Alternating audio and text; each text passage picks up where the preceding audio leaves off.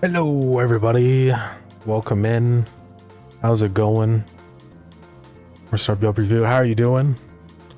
Thank you, bro. Much appreciated. How are you doing? Yeah, it is my birthday today. It's crazy. I'm officially Unk status, guys. But yeah. Probably gonna do some deadlift today. I still got more models I want to add in, so we'll focus on that. Also, we got the whole painting system set up, so I kind of want to like do some paintings. Maybe we'll mess around and draw some stuff. We'll see. But yeah, I mean, we might pivot over to something else possibly. We'll see. Maybe we'll do mutagenics possibly. Maybe lured in one of those, but we'll see. But yeah, let's go ahead and jump into it. So yeah, we drew this funny guy. We can draw a couple more if we want. I would like to do some kind of like corporate safety posters or whatever, you know.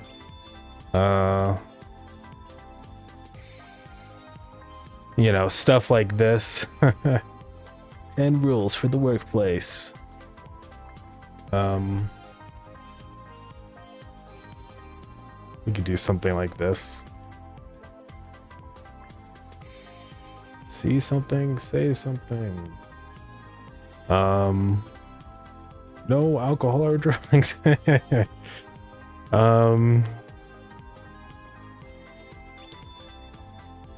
I do like these like old-fashioned ones, kind of. But it's really hard to get that vibe, though. I don't know if we'll be able to. These are so weird. Gremlins love to pitch things to your eyes. Okay. Safety first.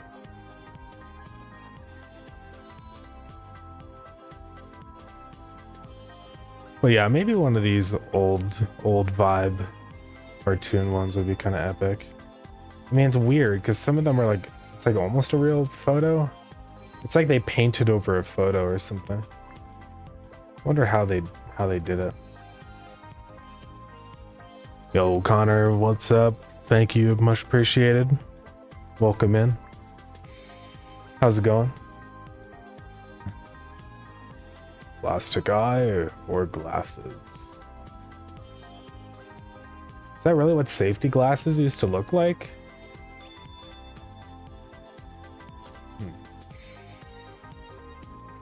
What did they look like?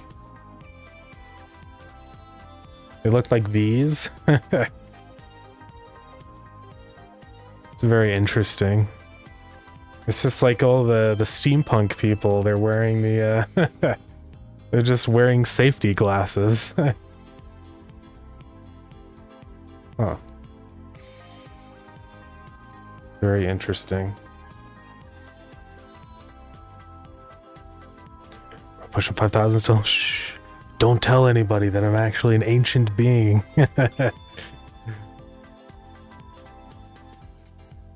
Wacky. These are kind of a vibe though. Oh, it has like a little leather strap on it or something. I don't know what that even is. It's pretty crazy though. Anyways. So let's just draw some stuff, shall we? Let's give it an epic background. And we'll give it like a little bit of like a frame around the edges. I don't know what it's gonna say, but something. What? Oh, I have this on like every layer, that's why. Okay. We're good. Might give this like a little another thing, I don't know. We're just free balling. Now let's get some epic font. Don't take the risk. Then what's a cool vibe? It's so tiny. Here, let's make it large so I can see anything. This is definitely the vibe. No. I wonder what kind of fonts they used in the olden days. I see a couple different variants. There's just like regular plain, but they have a certain vibe to them.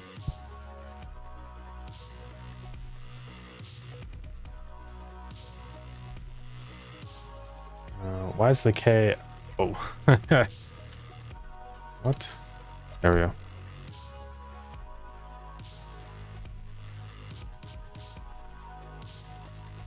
I kind of like that one actually. Now we gotta do super tiny mode. Like 6 font. That might actually still be too big. Oh, it is. We gotta shrink it as well.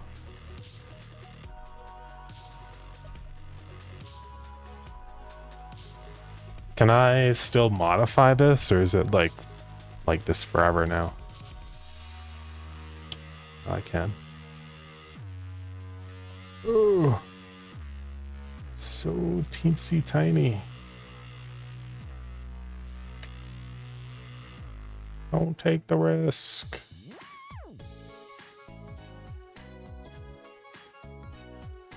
I don't like the line space. There we go. And we're gonna kind of tilt it.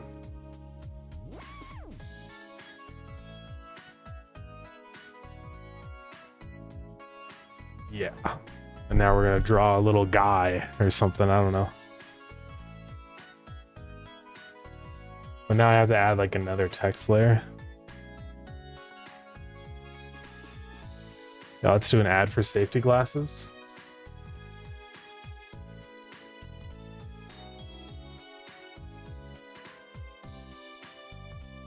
Make it something that'll jump out of you.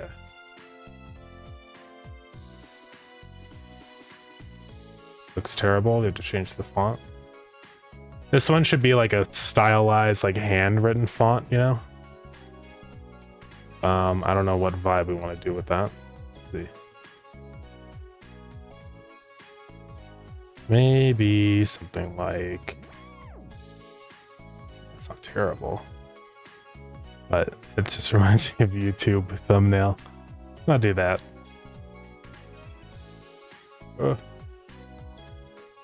Maybe... I mean, that one's not terrible, but it's like maybe a little too goofy. Why can't I expand it? Come on. What is going on? What? Oh, there we go. Trying to figure out what's happening. A little hard to read, though.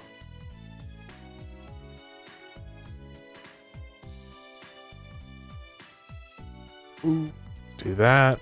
Here, let's find a different one. This one. And let's do...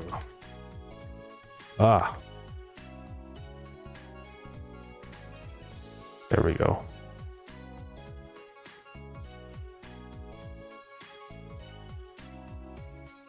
Epic. Now this one, not the right vibe. Maybe we italicize it.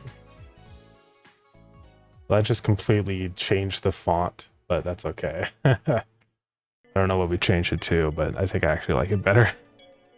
Then we need like a little guy over here with safety glasses on, you know? I suck at drawing, so this is gonna look terrible, but...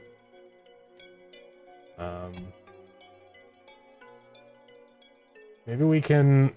maybe I'll take a picture of myself to use as a reference. So let's see. We need to be looking up, like... It didn't take the picture. Okay.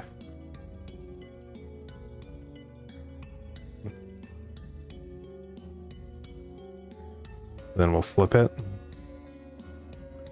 Yeah, this will work.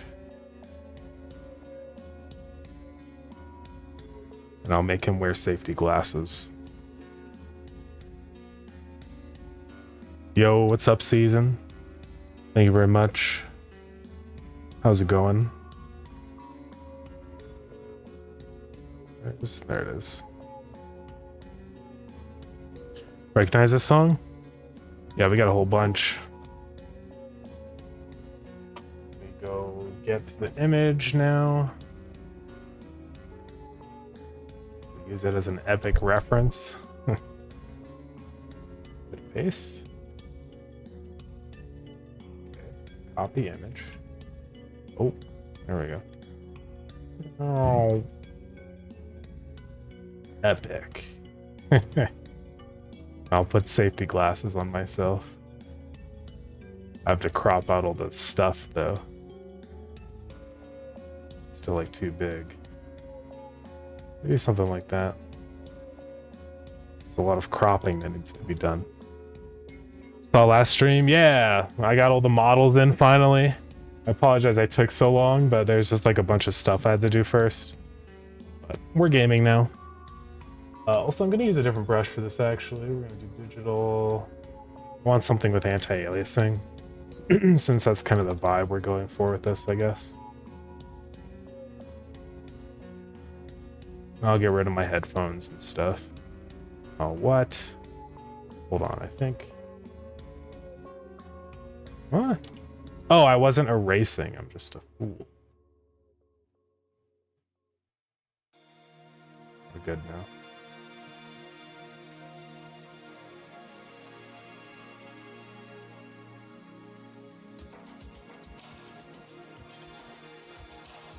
And then I guess I have to be like, we'll figure it out. The text is kind of in the way or whatever. I guess I could move my head down there. And maybe move this text. Or let's just make this text smaller. Well,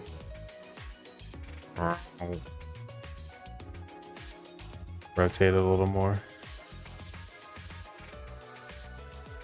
I'm gonna figure out where I want this. Maybe I just have this centered, so we say like, don't take the risk up here. And then I'm in the middle.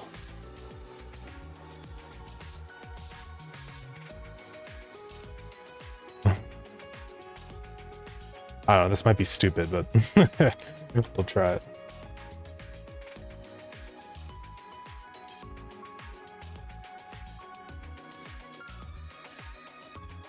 I gotta color in my shirt. It's too much.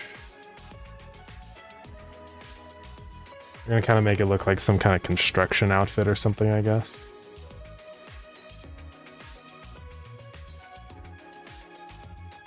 You know, kind of like a mechanic's jumpsuit. Something I would wear if I was in a factory. Maybe. It's like crop off the shoulders. No, it looks stupid. Maybe a little bit.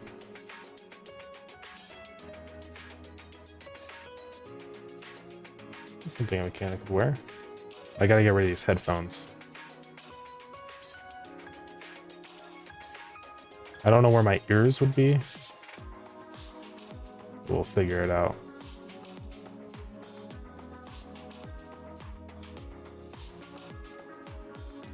People in adding good material to the game. Yeah. Pretty crazy. I should have not worn my headphones, because then I would have seen my ears, but you know what, it's okay, I'll rebuild them. We have the technology. So what do ears look like? Is that where my ear would be?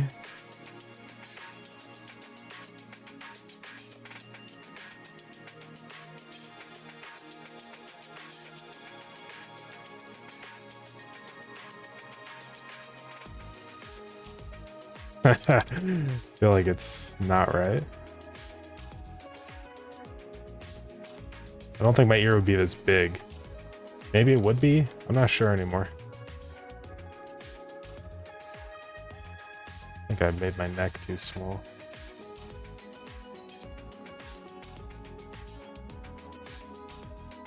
It is kind of fun doing this like messy, painty kind of style. That just looks weird. I don't know. What's wrong with my ear? Is it too big? I guess it's too big.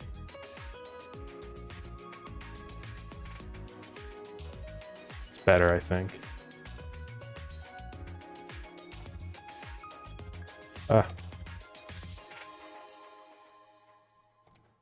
Then how do ears work?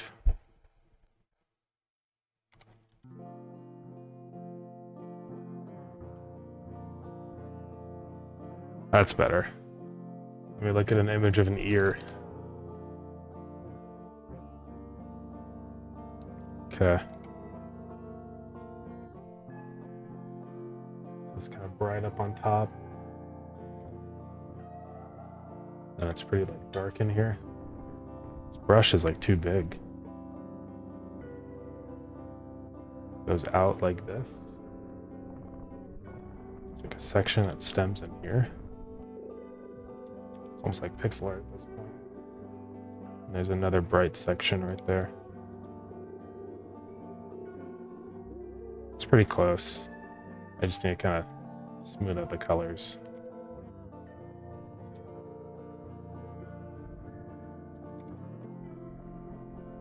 I'll probably recolor my hair, something, I don't know, we'll see.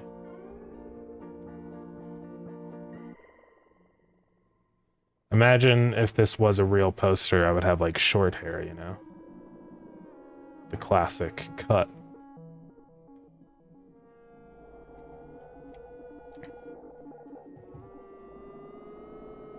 It wouldn't be long, you know? This'll do.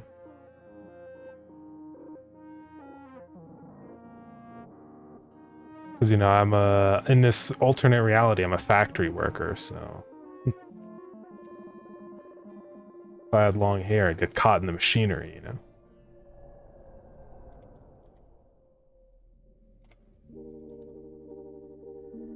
I guess this is sort of like painting in a way. I mean, I'm like grabbing different like colors from my palette, you know, from other parts in the image.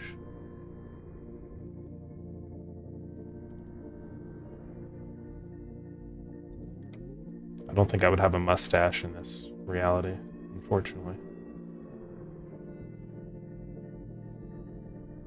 That looks alright. There we go. It's really hard to be precise with this brush. I need like a different one. Oh yeah. Oh, no. There we go. That's much better.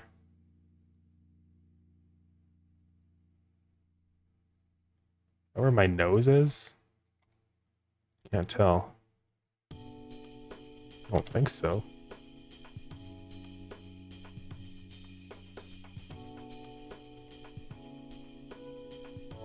Then I'll probably apply the oil paint filter to this also. So it'll be fine. Now I have to get rid of the beard.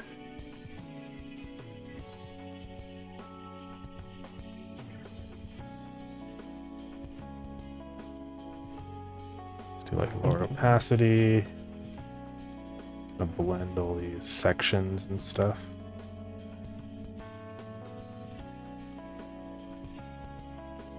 How do jaws work? Like not where the jaw line would be. Be like over here.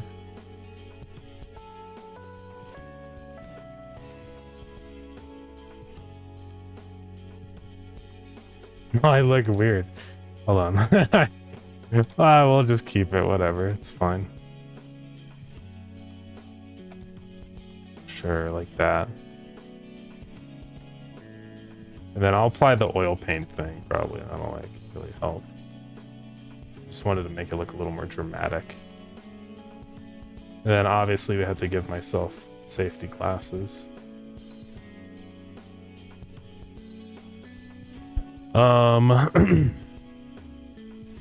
Safety glasses.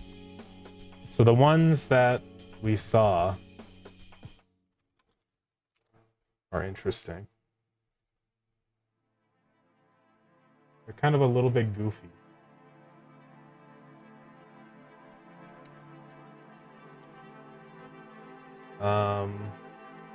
They're just weird.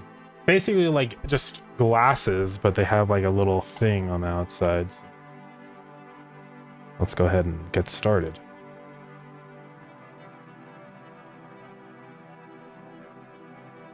I have to think how glasses work. Is that how glasses work? I just look like a nerd. No, I think it's because it's too dark.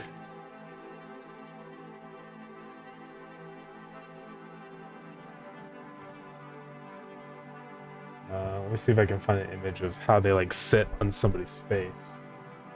Okay. It would probably go like slightly below my eyebrows, kind of.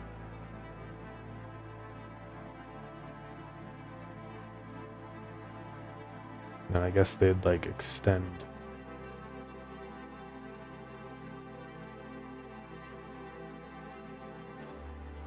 And then these safety glasses have like this thing where they like go back. So then that would be kind of like a darker section.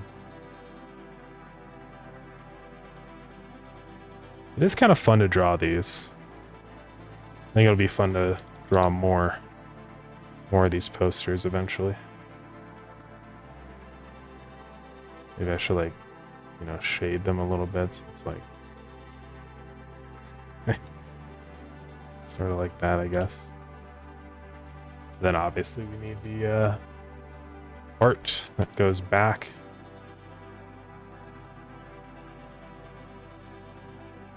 I guess this would actually kind of tilt back this way, like put it down a little bit.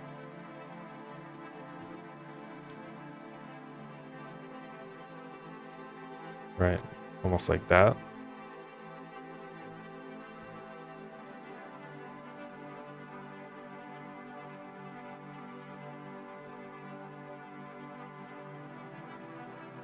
I think.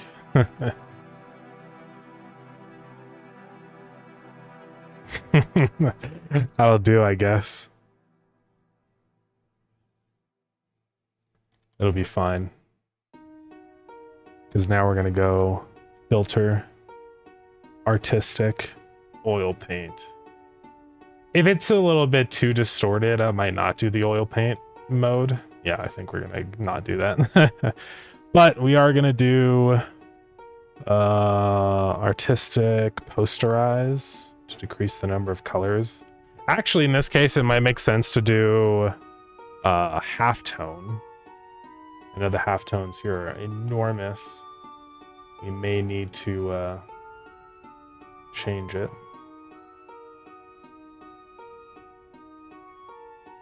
These are all just screen generator color. Let's go back to default.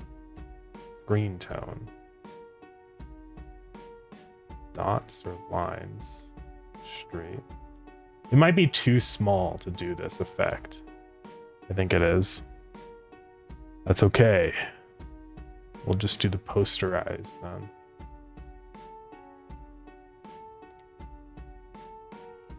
So here, these need kind of a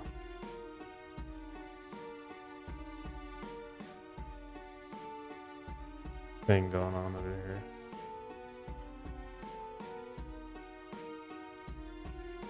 I don't like how the shading is on this and stuff. Like,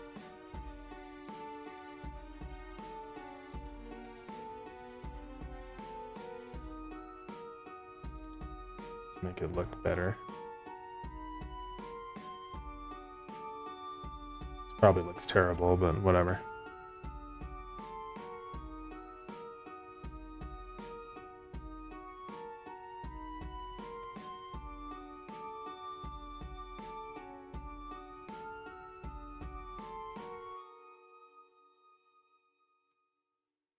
I don't even know what direction I'm facing there.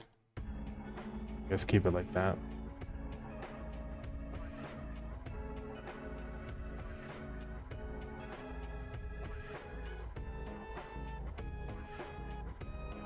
It's good enough.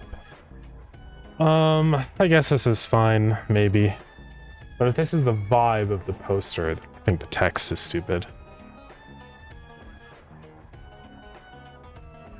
I guess this should just be like centered.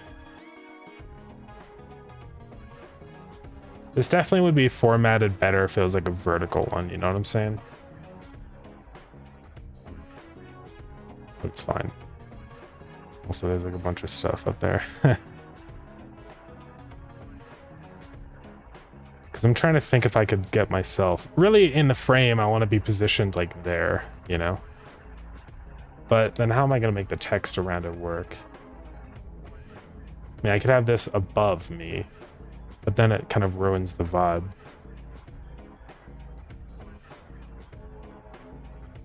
Maybe we put this over here, modify this so it kind of goes like around.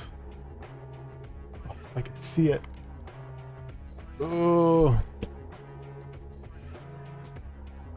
that left centered.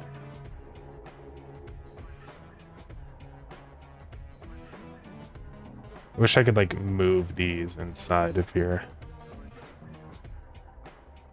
I can't. Here, just make it all left centered. There we go.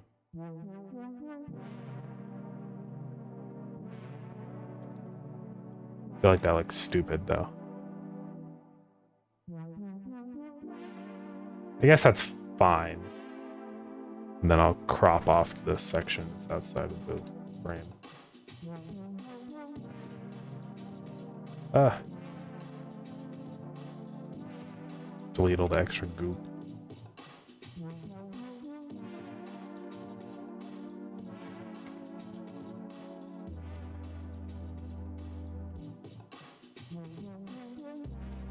Oh, what's going on there?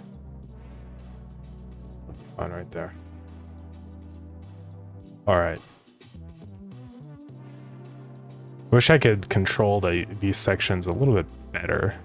Because can I like do this? No, it just changes all of it. And I can't like move things individually. Guess that's one pro to the way that like this stuff works in paint.net, but oh well.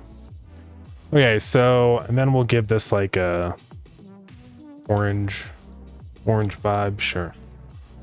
This will just kind of extend out. It'll be like a starburst pattern.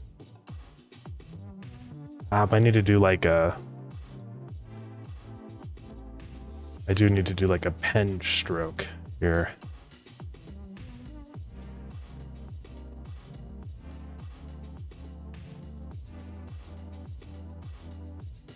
And I can do that, but it's like a mess.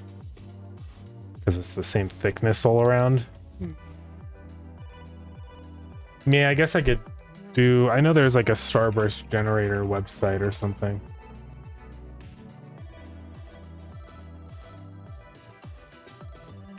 Where is it?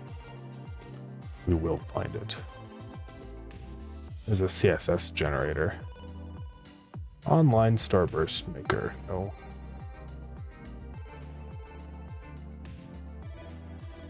I literally found a website that did this like a couple days ago. Oh well. We'll figure it out. How to draw a starburst. I guess let's just start with the lines. It'll like extend from right there on my head or something.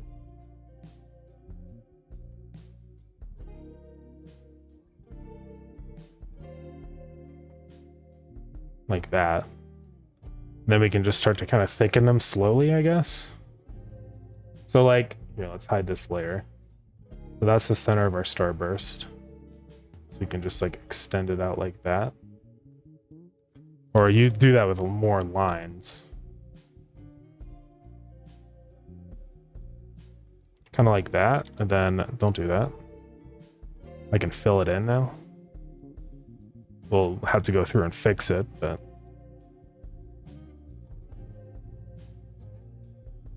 Oops, I was doing not the line tool.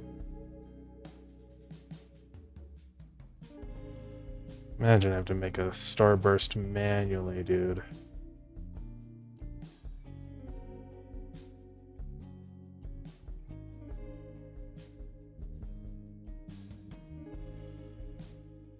I don't know if this is gonna look good, but we'll see.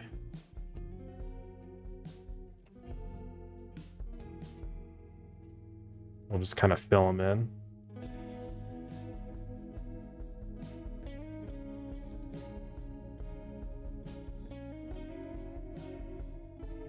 I guess that's mostly okay.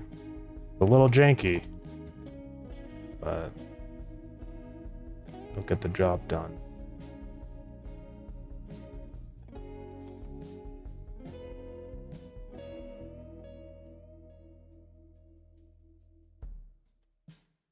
Okay.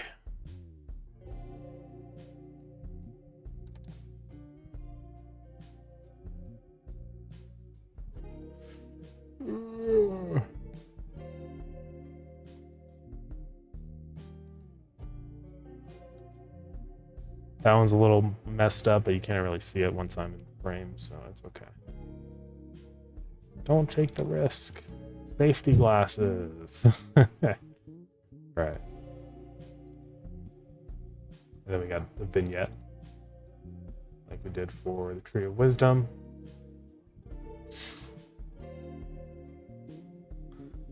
It's pretty stupid, but it's fine.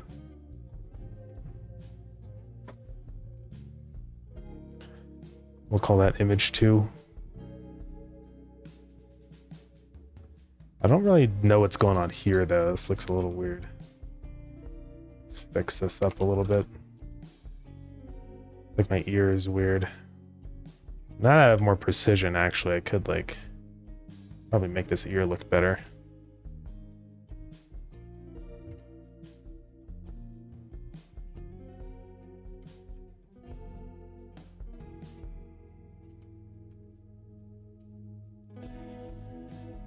Maybe. Hey, look at an ear again. Ear.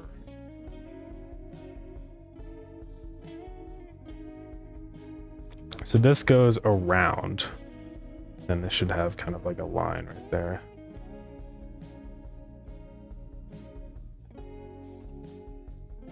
And that goes like into there.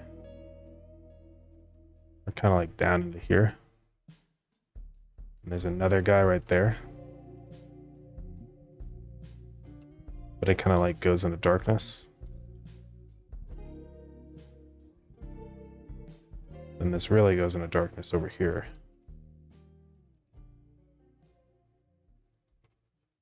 This is where the dark gets real.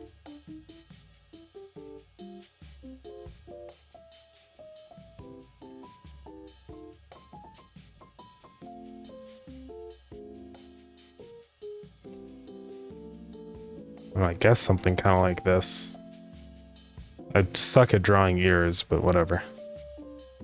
It'll be fine.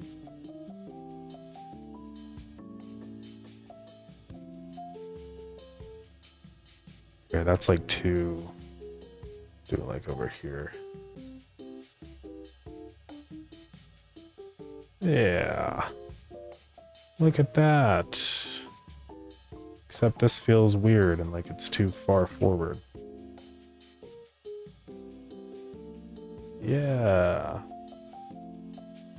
Look at that. It's good enough, whatever. Nobody's gonna really look at this that close. I mean, since the ear wasn't even in there in the first place, I think it's okay. Also, this would probably like cast a little bit of a shadow. You know?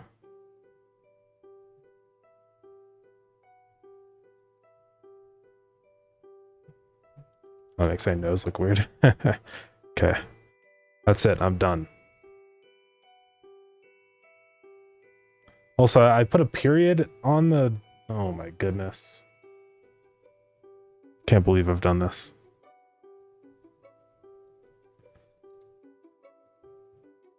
Okay.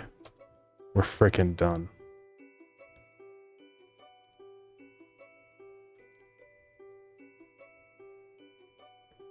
I'm done. I'm done. I didn't mean to open remote connection. Okay. So we're going to have that as another potential variation now. So I need to add in some like randomization for these now. Loading, loading. Okay. Here he is. The tree, perhaps. Now, one thing is I need to be able to swap out this texture. Hopefully I can do this, because one issue is that this is going to be like not per scene or whatever, because I have to change the texture. I don't know if there's an easy way I can do that. One thing I could do is do... I don't know if this counts as an instance. I don't know if I can do that. This is kind of why I wanted to do it as like a shader or something. I do wonder what it would look like as a shader. I think I might save this really quick. Just temporarily. Or like paint. And then I want to do a shader version and just see if I can actually get this to make sense. Because then I can just do it as an instance material or whatever, and it'll load fast and it'll be good. And I don't care about normal maps or anything like that, so I mean it should be mostly fine. So I think all I need to do for that is to say albedo is equal to texture, and then our texture and our UV. Don't know if this is gonna work. And then we say uniform sampler 2D texture. And apparently that's a 4D. Let's do RGB. No, I can't do that. Oh, it's because it's... Let's do RGB on that. There we go. And then what happens if I put in the texture? Let's see. Let's see. Tree of Wisdom. Okay. I mean, it's not, like, completely broken. Obviously, it's distorted and bad, but, you know, maybe we can get this to work. So, adding and subtracting the UV will shift the image.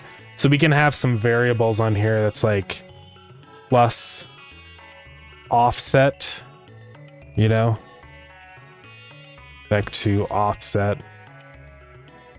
And then I guess we can also multiply UV times scale. And then uniform back to scale. So we should be able to just tweak those two values to get it right. So this is at scale of 1. Yeah, this might actually work. So do it to 1.35. Yeah, this will work good then. Kind of get it to the top there. Shrink it more. I don't know why the offset is all weird like that. I have to like... I don't know. Get to right there. I don't know if this is going to work because it doesn't seem like it's being like shaded for some reason. We might have to do something weird here. Like, it seems like it's overly bright for some reason, and I'm not really sure why, compared to the standard material.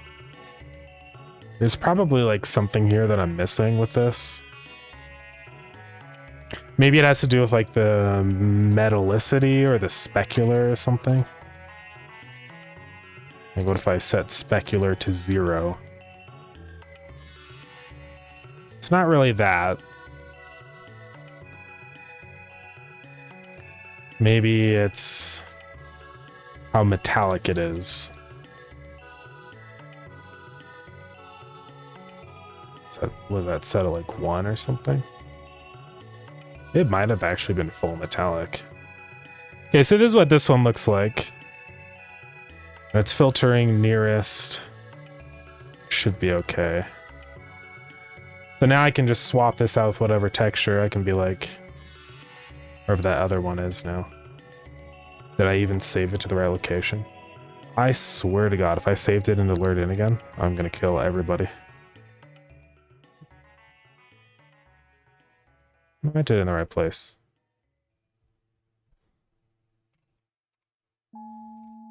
Where is it? Oh, there it is. So, I mean, that works fine. Why is it so bright? I don't know why it looks like that. I mean, if I turn off the environment node, it seems okay. But, like, the other standard material didn't seem to suffer from that, so I'm just not sure what that is. That's also with full metallic on. You can see without metallic, it seems, like, super washed out. Because it should be dark like this, but it's not. I don't really know. Might be doing some weird light calculation thing. Let's look at godot spatial shader. I want to see what all the like properties are we can modify. It could be like one of these blend modes or something. Like maybe I need to do blend mix or something.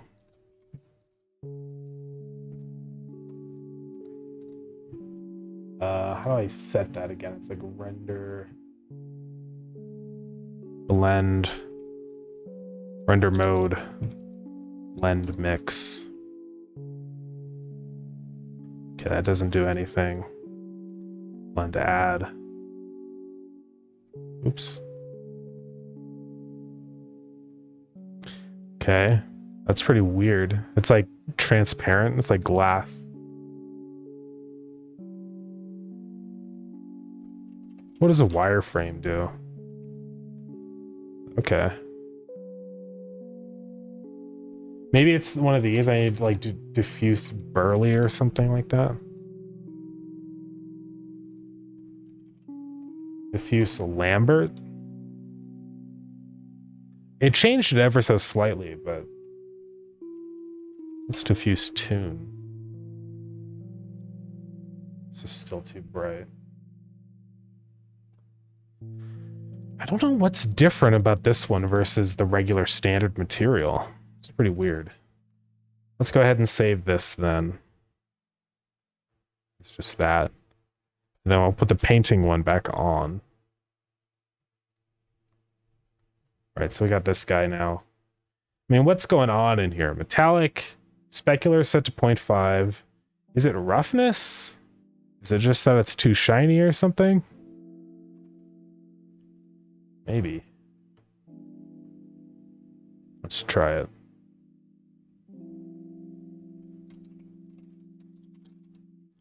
Maybe it defaults to a 0 roughness. Nope. Yeah, I think metallic was 0.5. I mean, we can use the standard material, but I would just like to know what the difference is between these two so I can like replicate it, you know? Specular is 0.5. Roughness is 1. Metallic is 0.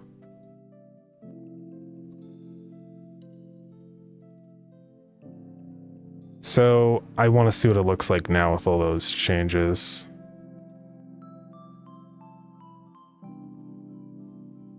Still very weird.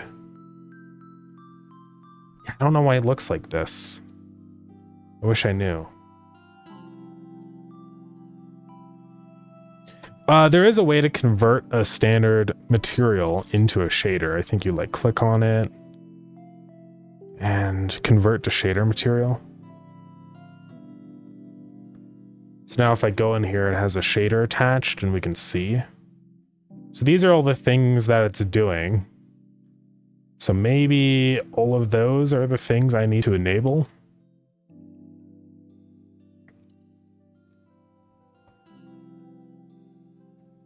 So we can try it.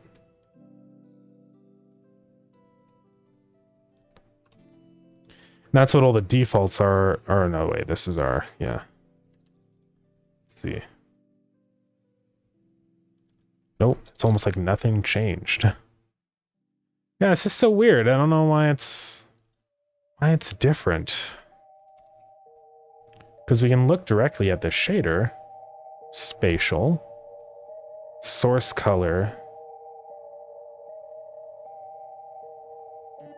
Filter nearest. I mean, is it doing anything weird in here?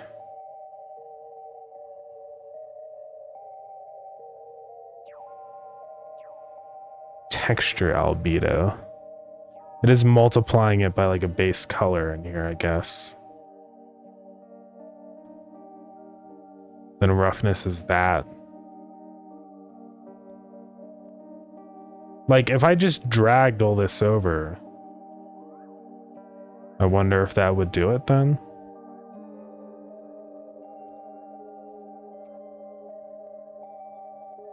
Just ignore those for 1 second.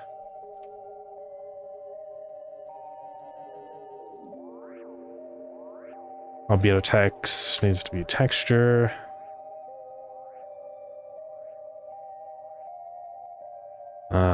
There's gonna be all these things.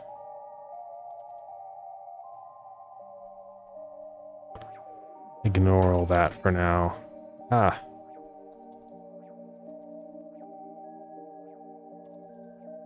Ignore that.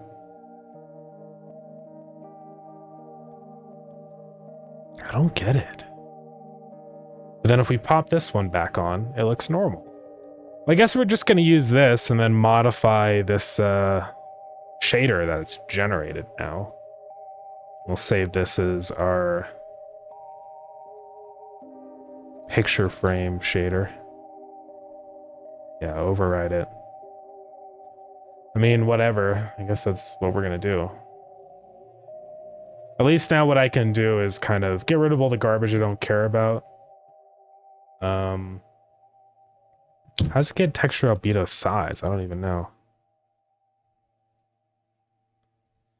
So I want to make this texture albedo right here. A instance uniform. What? It's not supported for sampler types.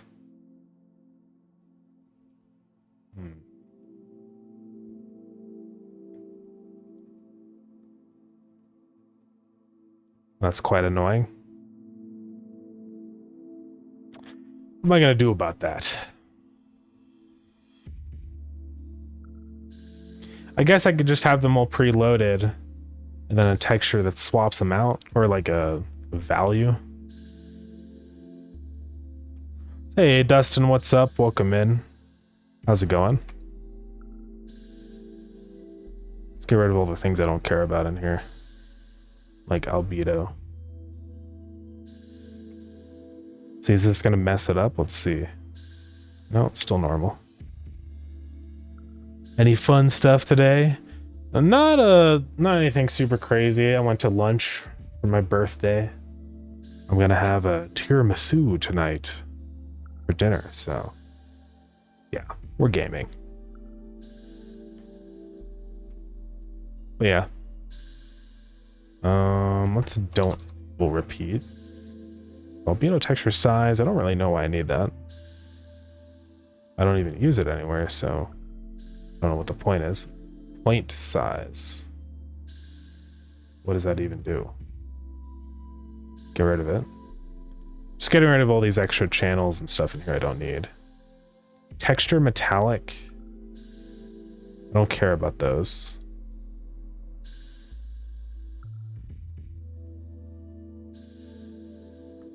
So it's the dot product between those two, so we're just going to say it's now equal to this. Like that. Does it have to do with the roughness, I wonder? No, it's still like normal.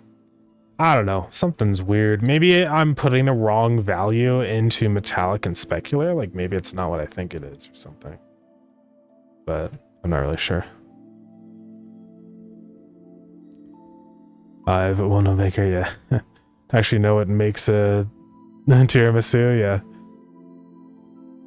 Yeah, tiramisu. It's pretty simple. Basically you get like sweet like biscuits, you dip them in coffee. Lay those down and then you layer it on top with like a cream filling, and then you kind of do like 2 layers, or technically you could do more, but I just did 2. But it's pretty good, and you can like add rum into it if you want, which I did. So yeah, I just messed with some shader stuff. I just want like an easy to use shader for these different paintings right now, so that's all I'm doing. I converted the standard shader and I'm just kind of modifying a tiny bit, so I guess maybe it's because I'm affecting the UV. I wonder if it's like something to do with normals, maybe. I don't really know. So I don't need UV2. Let's get rid of those guys. I think these are the only things I need to know. Maybe it's because I was using a VEC2 instead of a VEC3. So what it was doing was it had like no, because I guess the UVs on spatial shaders are 3-dimensional. I guess that would make sense.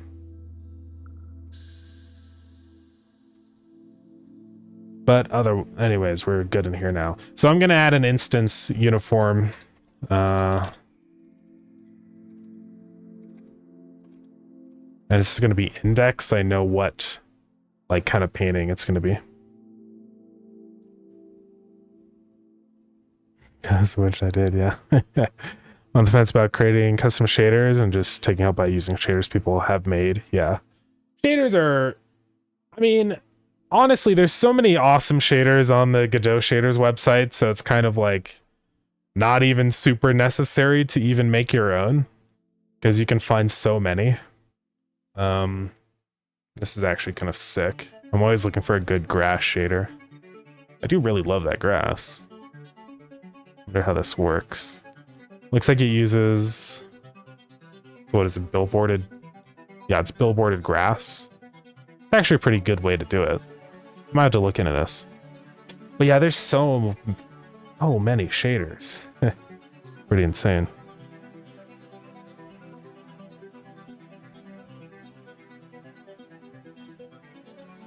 But sometimes it's useful though to make your own custom stuff if you are up for the challenge. I mean, it's honestly pretty difficult sometimes. Shaders are not easy to create, but they can be very powerful, so there's some cool stuff in here. Double dithering. I gotta use these for lured in. Yeah. There's always so much cool stuff on here. There are people who just dedicated that art medium. Yeah, like you could just do shaders if you wanted to. There's so much involved with it. It's basically it's complete own like discipline practically. So I'm gonna do uniform sampler 2D array. Call this textures and filter nearest. So this is going to be basically just a big array of all of our textures. And depending on what index is, that's where we set the texture. So instead of saying texture albedo, we get rid of that. And we're going to say texture is at index of our index. So now we can... What? Sampler 2D array can't be indexed? Let me look at this data type and figure out how it works.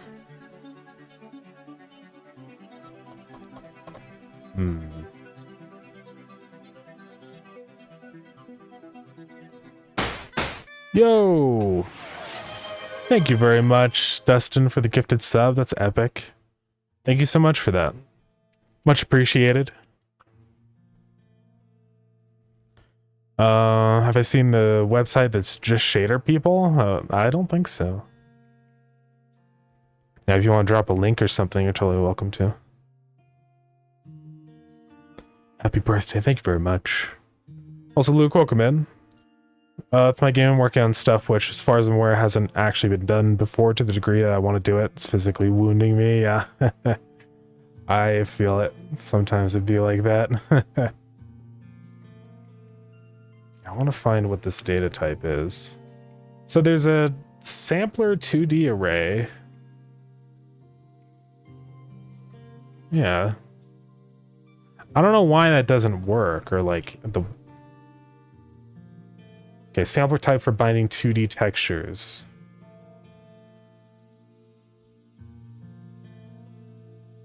So I guess I just can't do an array of sampler 2Ds. So can I just say sampler 2D textures like that? Or how do I define unknown array size? Can I just say 2? And now can I create an array? Yeah, I can. So I'll set the default size to 1. Yeah, now I should be able to get the index on here. I'm actually just going to pass that in after the fact. Probably. Yeah, and just do that instead of picture frame. Well, actually, no, I need to pass this in. So I'll just set it to 2, and then we can now choose our textures. So we got frame 1, frame 2. So now hopefully what I should be able to do is on picture frame, I just say function ready, then say set, or like instance. What is it? Oh, I had to do it on this one. Set instance shader parameter index, and we're going to set it to a value of 0 to 1. I want to see if this works. I could do these all as separate objects, but that seems lame. Try to remember it, but I'm not savvy with shader people circles. Someone, I guess, I can look. Well, someone in the shaders will know what it's called. Yeah. I'm trying to think if I know what you're talking about. So it's a website about shaders. It does sound familiar. I feel like I've been there or something. Can't remember though. Yeah, if you find it, definitely feel free to drop a link in here.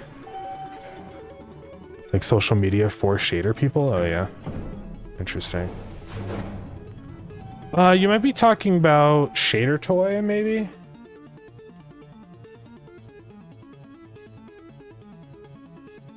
Yeah.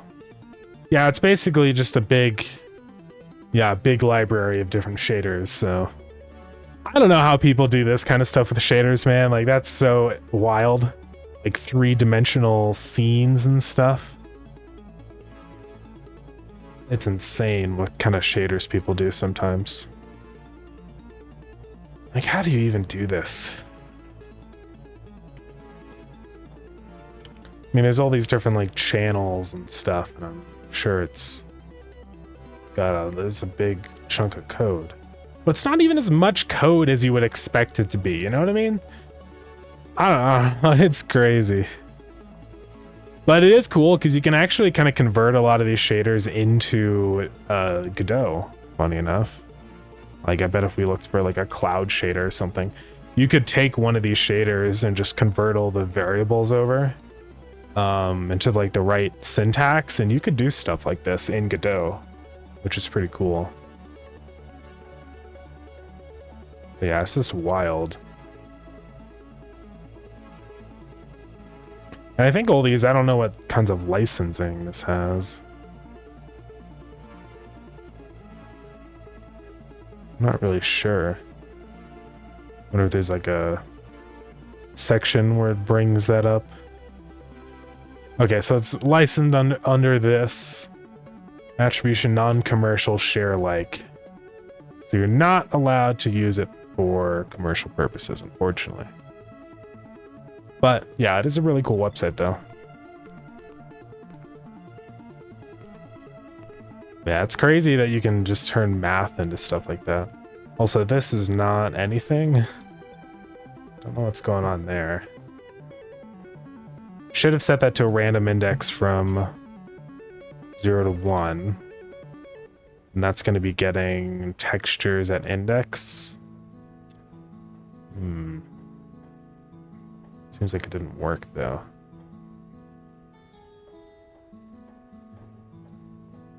Let's keep looking around. Maybe there's another one that did work. I don't know. But not a good sign. I might just have to do this as local shaders to each like picture frame, which is fine. Just a little bit annoying. Yeah, they're all broken.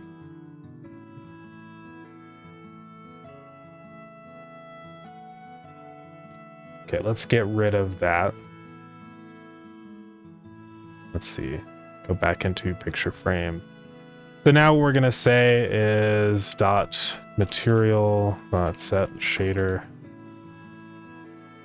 parameter. Can I do it that way anymore? I can't ever remember like if I can just set a shader parameter or not. Because it's not like I can't just say material. I have to say like dot get surface override material at index 1 dot, and what does that return? That does return a material. Then I think I can set the shader parameter. We're just gonna try it out. What's it called? I can never remember. Large frame image. All right. It's looking dope. I appreciate it. Yeah, it's coming along. We did a lot of modeling yesterday, so kind of zone out sometimes. Just chat, but the vibes of this game become together nicely. Yeah, I appreciate it. I think it's been going pretty good.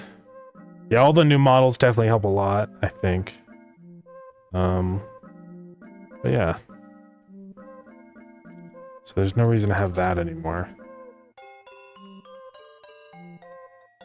So I guess we're just gonna change this to texture like that. And then let's hope it doesn't lag too much.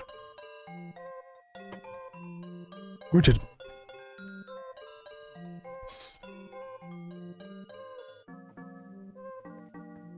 Look around, sounds good.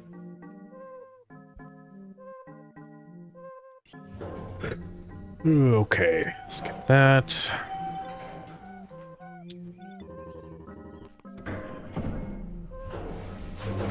Let's go see. Okay, so that is working. I guess it looks normal. It does seem kind of bright. I don't know. But maybe I'm just crazy. Who knows? And it did seem like the load time was too insane. I mean, hopefully. Let me go ahead and try doing the other variation as well now. We'll choose the one. So I'm going to say static var textures is equal to preload. Maybe preloading them will kind of fix the issue.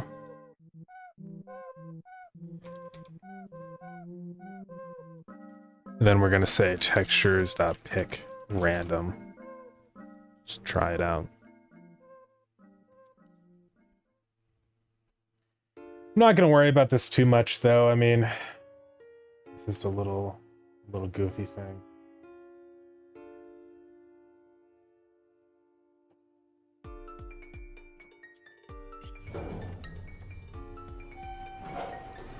All right. Begin the game.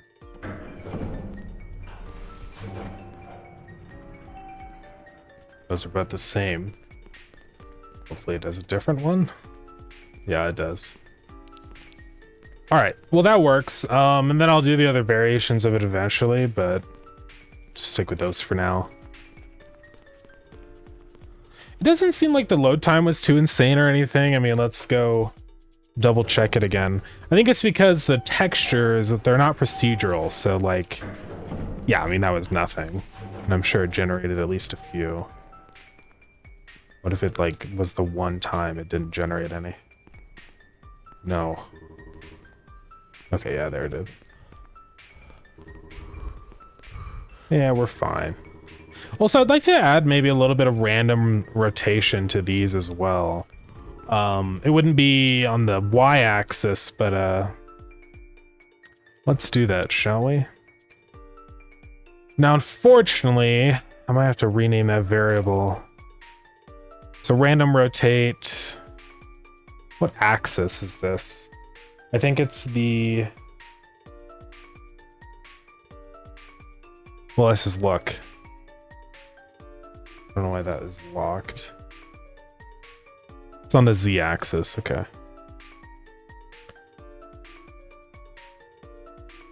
So we'll just have a thing called random rotate z. And I don't actually have a mesh assigned, so assign that.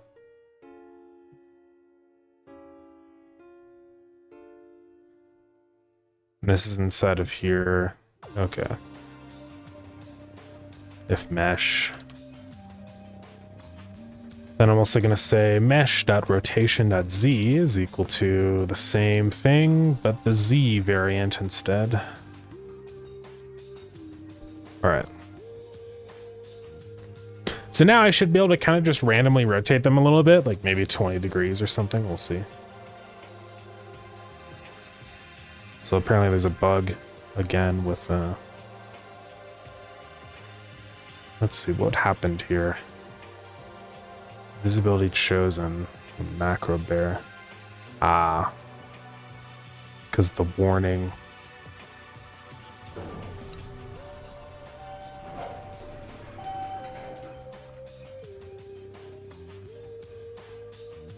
Yeah, I'll respond back to this. Oops. Thanks for letting me know. I think I know exactly what is causing this issue and will get working on a fix right away.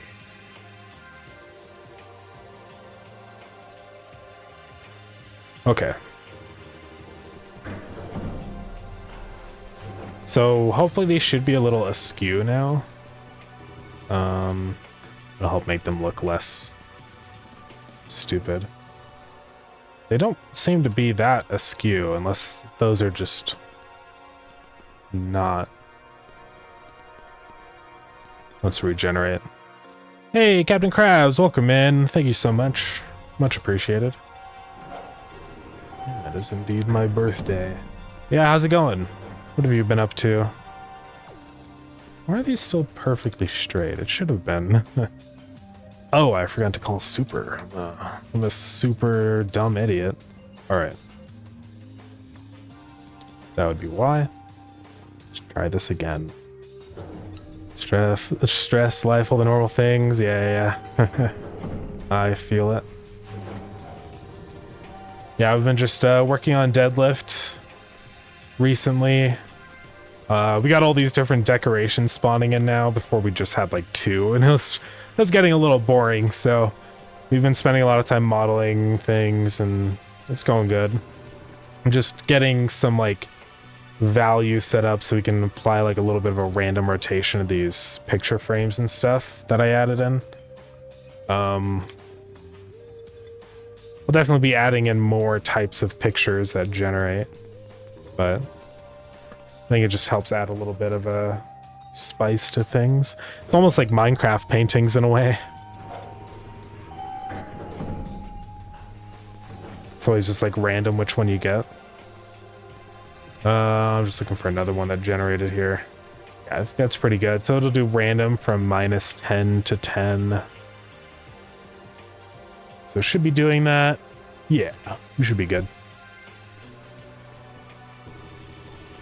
Yeah, I've been working on this game, Starground. I've also got Lured In coming along.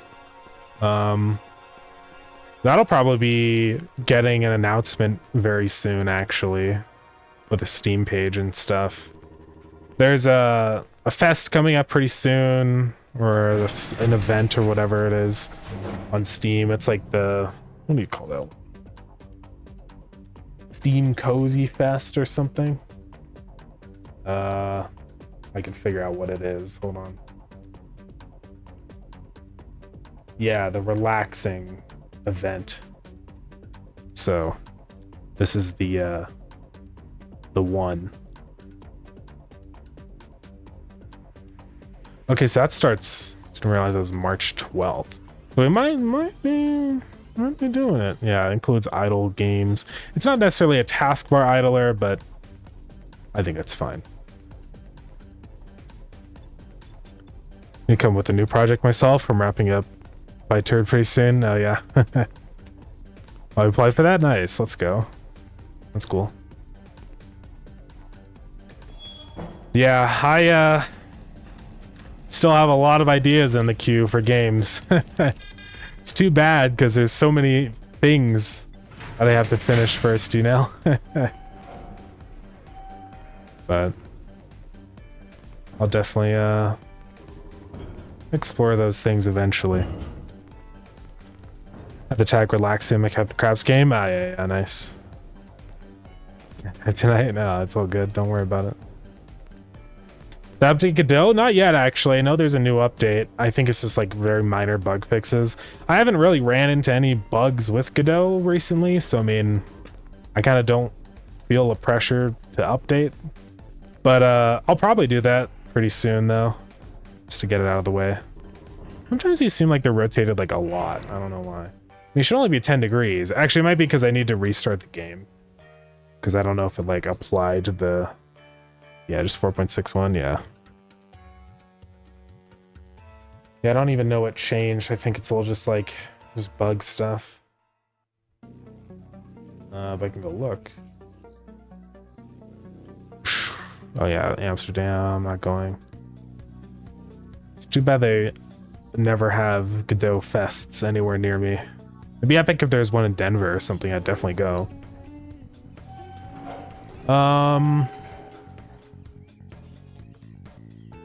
Just a lot of things. I mean, I don't think any of these were issues I had or anything, but I'll definitely do it though. Eventually. But yeah, game ideas. I've got a whole bunch. I've been kind of accruing them for a while.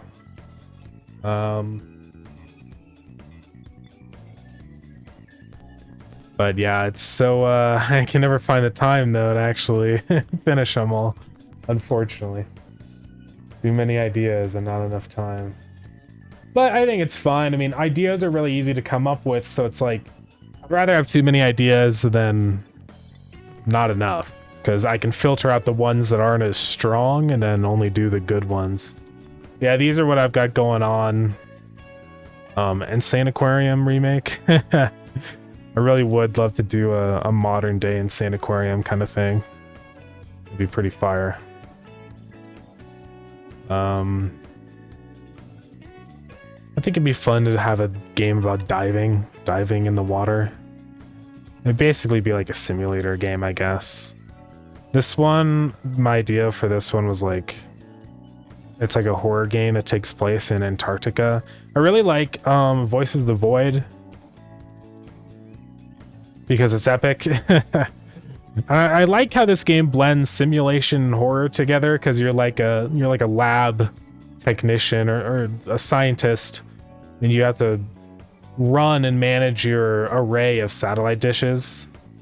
But it's pretty scary. It's very, very atmospheric. I think it's kind of epic. I could definitely see something. I think it would just be fun to explore or to make a game in an environment like Antarctica, because I think it'd be pretty easy to make. Really. But maybe eventually. And this I came up with just like a little bit ago because I saw the PS2 error. And I remembered how scary PS2 errors are. And it'd be pretty crazy. I don't know, I could see a couple different ways of like an OS horror game going. I wouldn't want to just do like that one or whatever it's called. Emily is Here. It definitely would be a different vibe from that.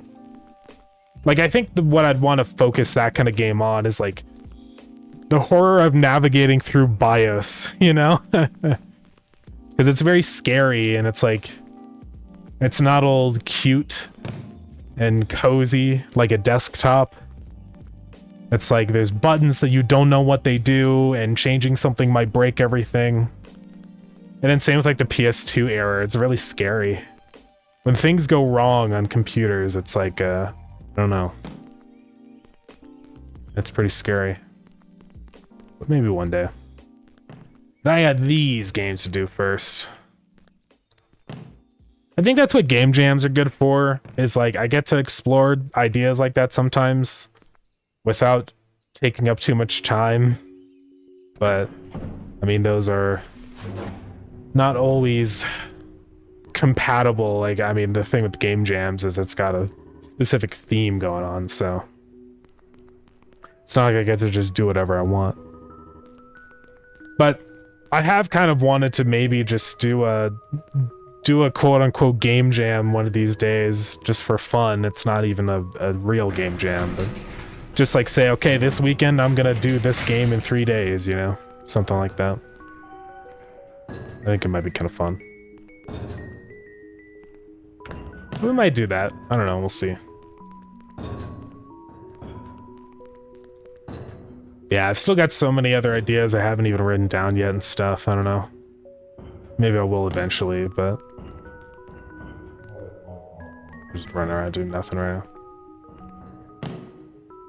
Ooh, pin it. Wanna host one itch? I mean, I can. It's just, I don't know if there's actually gonna be like enough people to warrant it, but you know, I can if people are interested. I wouldn't be opposed. So maybe. But I guess the only issue is then I would have an unfair advantage. I guess I just wouldn't include my game in the rankings or whatever.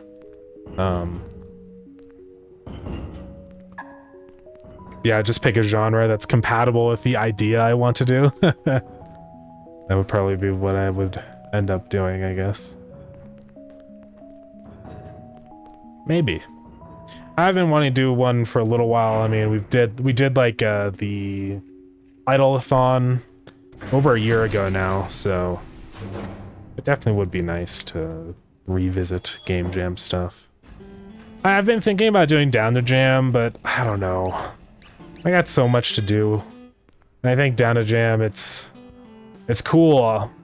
I've done it twice now. But I need to focus on the games I already have going, I think. So I'll probably not do Down to Jam this year. But eventually I'll do it again, I'm sure.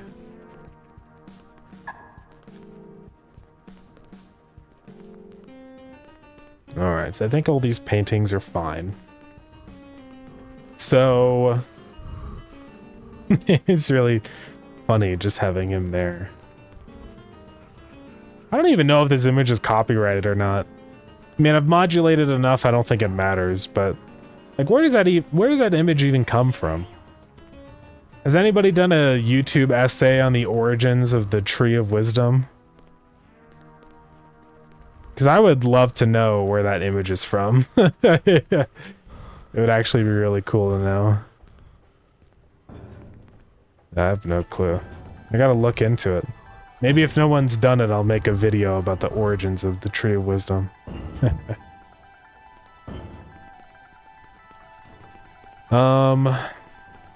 Alright, so what models would we like to work on next? There's still a bunch more to do. I'll see what other things Season has sent me. Let's go check. I have to scroll back a billion years. Okay, so we did the crate, we did the frames, we did the shelf.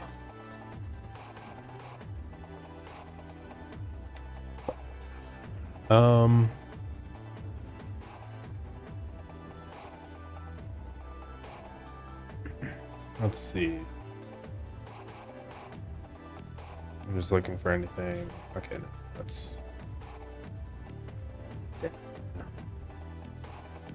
Hold on, guys. Okay, crate, shelf. Wait, what is this one? Oh yeah, frames, crate, shelf, pallet. And then there's a couple others that I asked for. I don't know what these are gonna look like. I haven't seen them yet. But we'll see if they'll work. Let's open up Blender.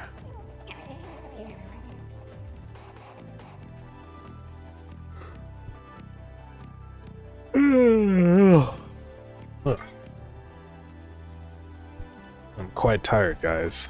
I got like literally 1 hour of sleep. Okay, so there's a file called beef. Let's see what beef is.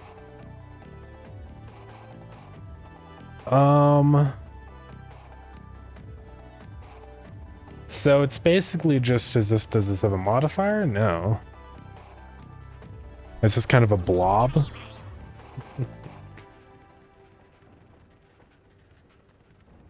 Interesting.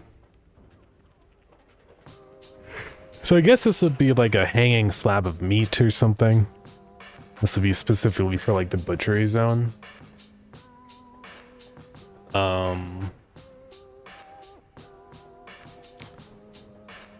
Would it work? I'd have to do some crazy texturing stuff though, which is kind of annoying. We'll wait and see about that one. There's a couple others in here. We've got hook. I do want to do some obstacles that like hang like this, that hang from the ceiling and then make a noise. Unfortunately, this chain is way too detailed. I don't know why it's so detailed. So I've got to kind of simplify all these shapes. Theoretically, I could probably just give this a decimate modifier, then lower the ratio. But usually decimate makes it look pretty messy, so I don't know, we'll see. Because you got like weird geometry going on now. Welp. I guess we're going to change it. Say, Steven, thank you very much. I appreciate it. Yeah, I don't know why this was... What is this? Extra? if need editing. Is that just the raw Bezier curve? It is. Okay, actually that's quite nice that was included. Now I can lower the resolution of the geometry, you know. So we got that one, and then how do I lower the resolution of the other part of it? It's like the, not this one, but like the roundness. So like in here. Oh yeah, resolution, there we go. Probably just something like that. Yeah, just do 0 resolution. Okay, let's delete that guy. Move him in. I think it's a little off balance. Do it like that. Now, unfortunately, the chains, for some reason, are super high fidelity. So we gotta fix those. Here, I'm gonna select up in here. Cursor to selected. Set origin to cursor. Now move this to 0. And then all these chains have to be redone. I don't know if there's, these are all toruses? Okay. We can probably just do a new torus. Lower the resolution drastically. Like maybe 4. I think 3 is the minimum you can do. Honestly, probably 3. Then lower the major segments a lot. Till we get just kind of a mostly round-ish shape.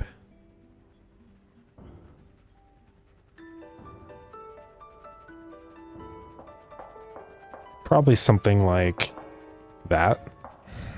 And I might even do, instead of 3D models for the chains, like an image, you know? Just a flat image for the chain. I think that would actually probably be better. Let's look around.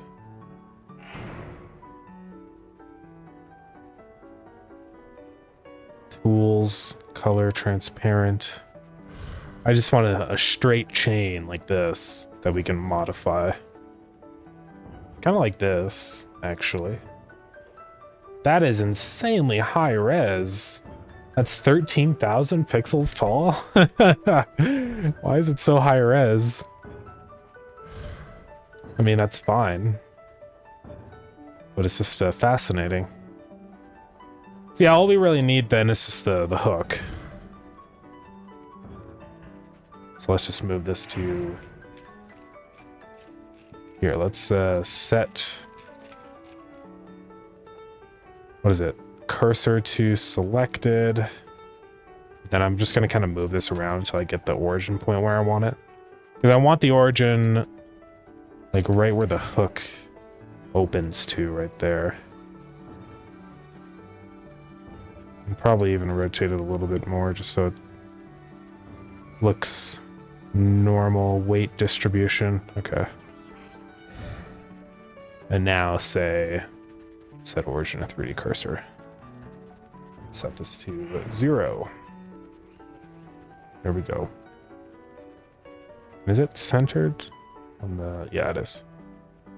Okay, delete all this other stuff.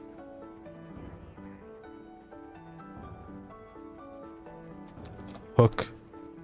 And probably I'll just go ahead and like... We'll see. Let's go into... Where is it? Maze game. Models. Hook. So we'll save that, select it, export it as an OBJ. Hook. All right. So we're gonna make a scene for these hooks. Basically, these are just going to dangle from the ceiling and act as an obstacle that can generate a sound event if you accidentally run into them without crouching. So, meat hooks. So this is going to be the scene. We can now grab our hook. I don't know how big this hook is. It looks like it's enormous and way too big, actually. Oh, yeah. It should probably be about 0.5 meters, so we're going to lower the scale down. At least to 0.5 to start.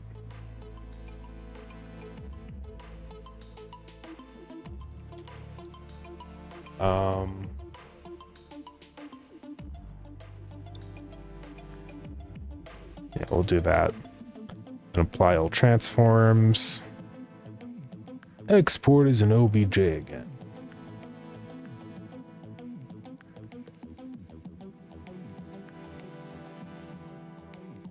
So now what we're going to do for the other part of it is we're going to do a sprite 3D.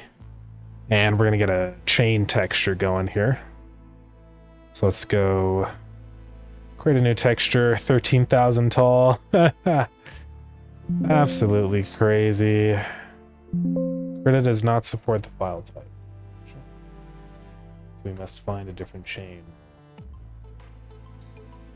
That's okay. Actually, before we grab a random image, I do want to check Filter Forge because there's probably a filter to create a chain that stays wrapped or whatever. Yeah, chains. So I think that would be the play here because then I can just tile it as much as I want and do like a line. That'll probably work. It seems like there's only like one. That's fine. One should work. And I actually like how it's kind of rusty.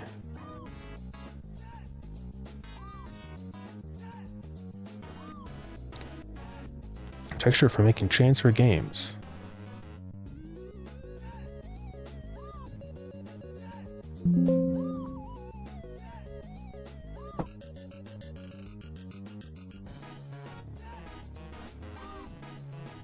So yeah, we'll just do a single pane or single plane or whatever, and then do tile it a couple times. And it'll be nice, because since this is Filter Forge, it'll be seamless tiling, which is always very convenient. Apparently the server timed out. I think I had this issue before. Hopefully this... can't remember what I did to fix it. I think I had to close out of Filter Forge completely. We're gonna end the task. Then like get out of there. I might have to reopen my browser completely, but we'll see. Chain. Come on. You can do it. Please work. Come on! I really hope I don't have to restart my computer or something. Okay. Well, it's not working.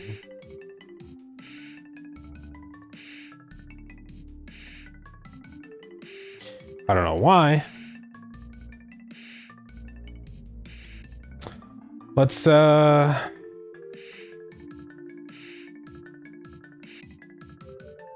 what we can do about this. Might have to potentially delete my cookies or whatever. And then reload. Now if I open it, I think it'll like say, click here to activate Filter Forge cookies. See if that does it. Unless there's something wrong with Filter Forge itself. I'm not sure. Could be. Yeah, I don't know what's happening. That's quite annoying. Let's check for updates. No updates found. Filter updates. Unless it's maybe Filter Forge servers are just down or something right now. I'm not really sure. It's too bad. I would like to use this. Gosh dang it. Okay. Well, that's cool. Yeah, it looks like, well, I can get all these ones, but I guess I already have them downloaded, so. I haven't already downloaded this one or something, right? No.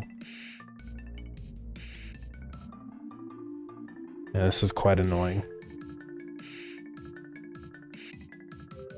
It's failing to get the list of filters. I don't know what to really do about this. I probably have to restart my computer or something, but that really sucks. Maybe I could open Filter Forge, like in administrator mode. Let's see.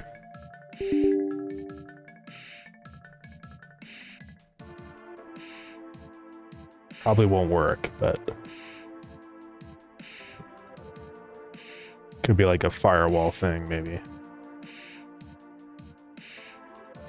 God dang it. Yeah, it's really annoying when this happens.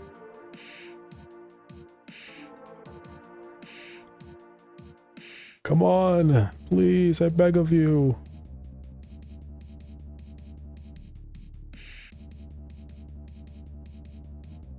Bro. Library server connection timed out. You can look it up.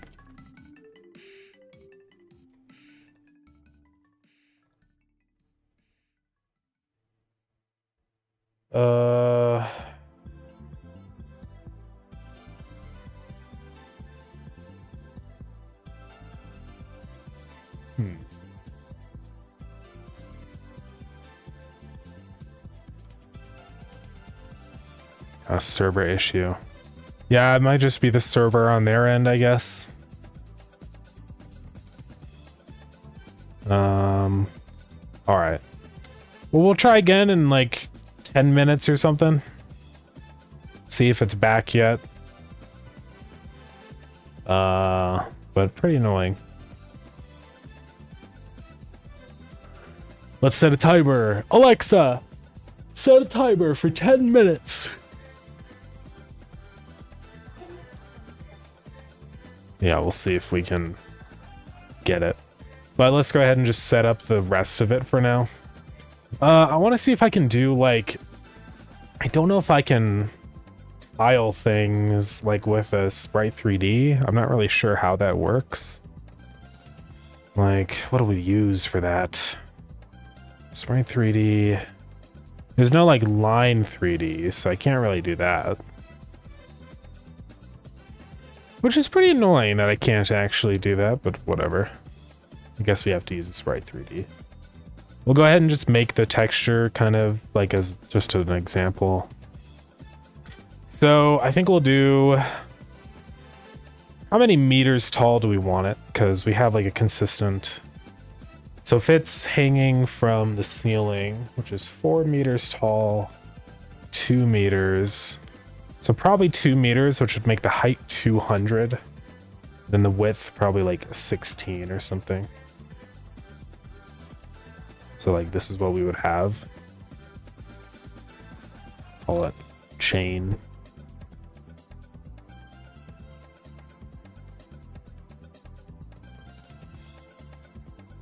And we'll just use that as a placeholder for now.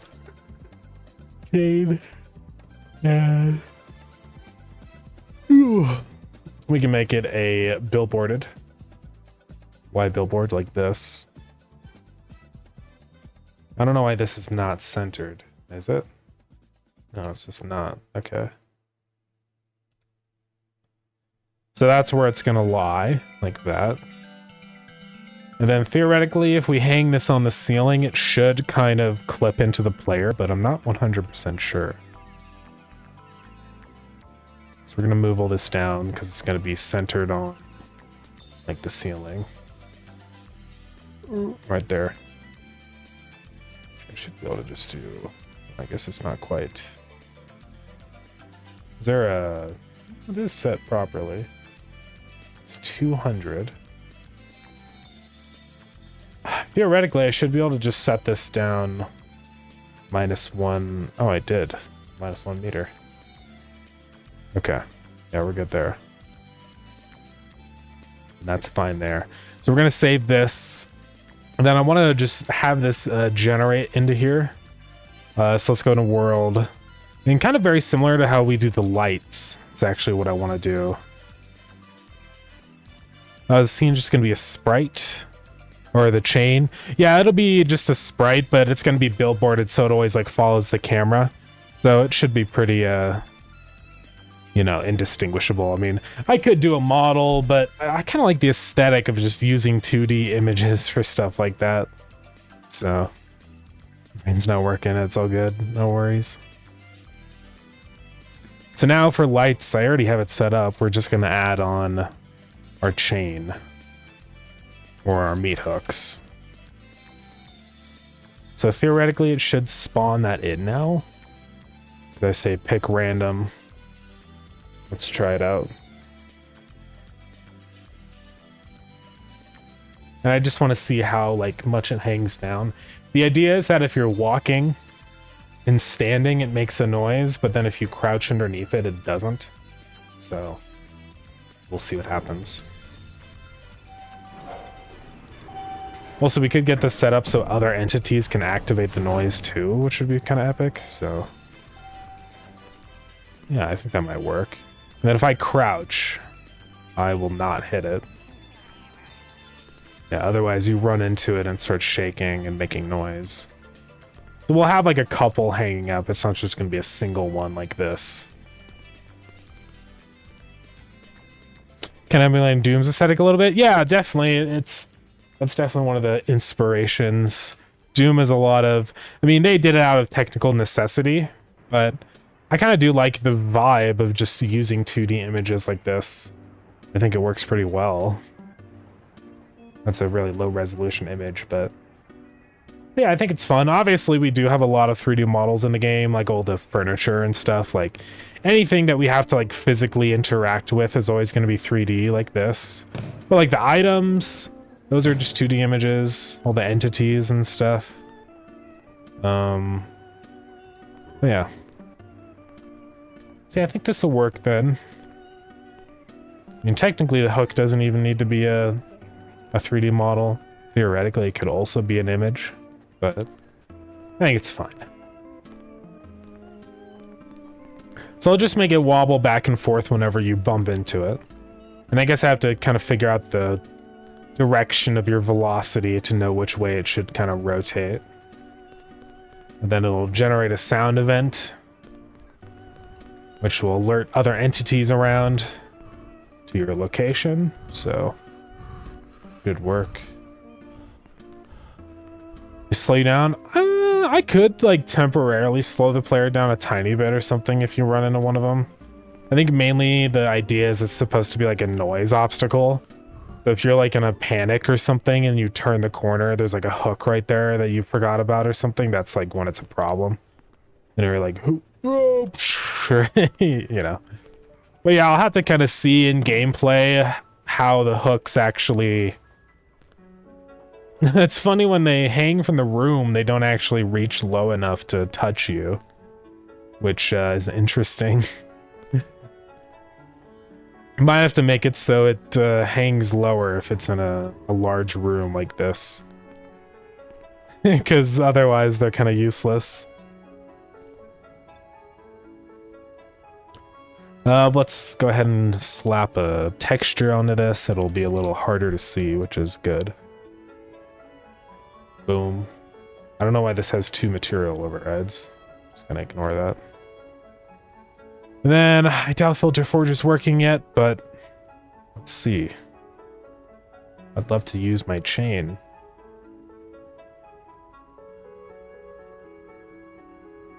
Come on. Come on. No. Well, it could be a long time until this happens. So we'll wait on the texture. For now, we're just going to focus on the mechanics of it. I'm going to draw a stupid one, like just as a placeholder. It's going to look terrible, but at least just so we get like a vibe of what it's going to kind of look like in the end.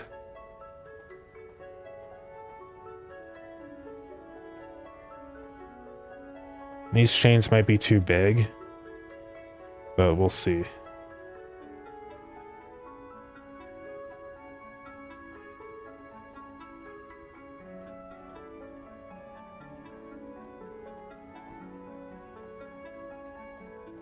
I know these chains are wildly inaccurate from one another, but don't worry about it.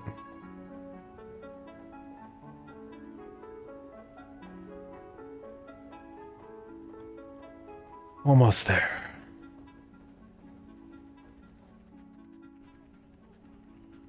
There we go. Pretty terrible chain, but it's okay. This is to see what it looks like. Let's go ahead and turn off anti-aliasing. Like that. Alright. So, we're going to set up a little collision box here. I'm also going to have like a couple of hooks in here. How do I want to do this? I could have like, I think I'm actually going to attach this sprite to, or keep the sprite there and attach the mesh to that, like that. All right. And then we'll just name these like hook 1. Or I'll call these chains. Duplicate, duplicate, and we'll make like 3 of them. So then we're just gonna have these kind of scattered around. One might be like a little taller, or just ever so slightly. We might do 4 just to make it kind of more balanced.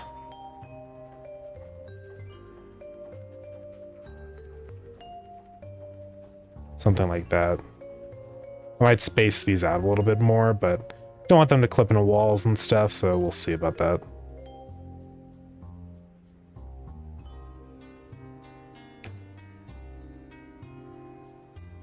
And then also we're going to randomly rotate these. Transform. Just like that, so it's a little more random. Alexa, stop! Our timer is up, but I don't think it's ready. I feel like you end up spending more time on making assets for the game than you'd want to. Like, you prefer spending time on coding and game design. I mean, I definitely like being able to do both. I think that's one of the things I love about game development is the fact that, like, I'm not locked into doing one thing constantly. Because I get really bored when, like, the only thing I'm ever doing is programming and stuff like that. So, it's definitely very fun to do all of the different things all the time. But, you know, it just depends on the project. I mean, some projects, the assets are really easy and fun to do. Like, I've been working on this game, Lured In, and it's really just enjoyable to do the assets for this game. Like, a lot of the assets, like the birch tree, it's just fun to sit down and draw a tree. Stuff like that. I mean, I've always had a good time doing all these. If we go into like the fishing region, you can see them better. Like all these rocks and the grass and the player and blah, blah, blah. And the shaders. It's always kind of fun. Sometimes with 3D modeling, it can be a little time consuming. Maybe in those cases, I would prefer spending less time working on assets, visual assets. But, you know, one of the big things is I've been focusing on ways to make the asset creation process with a 3D game easier, right? And that's kind of what we've been doing with Deadlift, and that's one of the reasons why I've done a lot of things as partially 2D, because it's way faster to draw something and make a texture than it is to model it, in my opinion. Some people might say the complete opposite and think that drawing is harder. It just depends on what you're skilled at, I think. But yeah, I mean, sometimes I hate I hate all of it. Sometimes. Sometimes the programming is really not fun, especially like when you're fixing stupid multiplayer bugs and stuff. Like, I do not have a good time with that kind of stuff.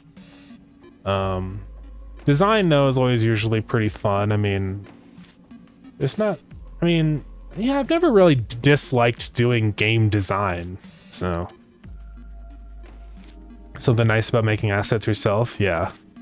I think it's nice. I mean, I could use like an asset pack, I suppose. I know there are a lot of like PSX asset packs on itch and stuff. I've seen them around. But I think you kind of lose a little bit of the impact. I don't know. I mean, I definitely don't blame anybody for using an asset pack. I think if you can't do the art yourself, then definitely, I mean, might as well, but... Kind of worried that doing all the pixel art for my game will take a lot of time. It's basically my first proper game, and I have no pixel art experience. Yeah, I mean, it's not super easy. I mean, I would say pixel art is relatively feasible to learn compared to some other kinds of art for sure, but it takes time. Although I will say, even if art isn't super perfect, I usually always appreciate handmade art more so than like using asset packs and stuff. I mean, again, nothing wrong with asset packs, but I just think for me, I mean, it varies. I've seen some people, I've gotten reviews on Starground of some people being like, pixel art is stupid and ugly. Why would you ever use pixel art? And I'm just like, okay. But I think, I always appreciate when people put in the time to make their own assets, even if they don't even look good. But you know, it just depends. I mean, if you're doing your first game ever and you just don't really want to bother with the pixel art stuff, then there's a lot of assets available online. So there's nothing wrong with using those for sure. Like you can just head over to itch, search pixel art assets, you know, and there's so many on itch. I mean, it's insane. You can search by like whatever resolution size you want.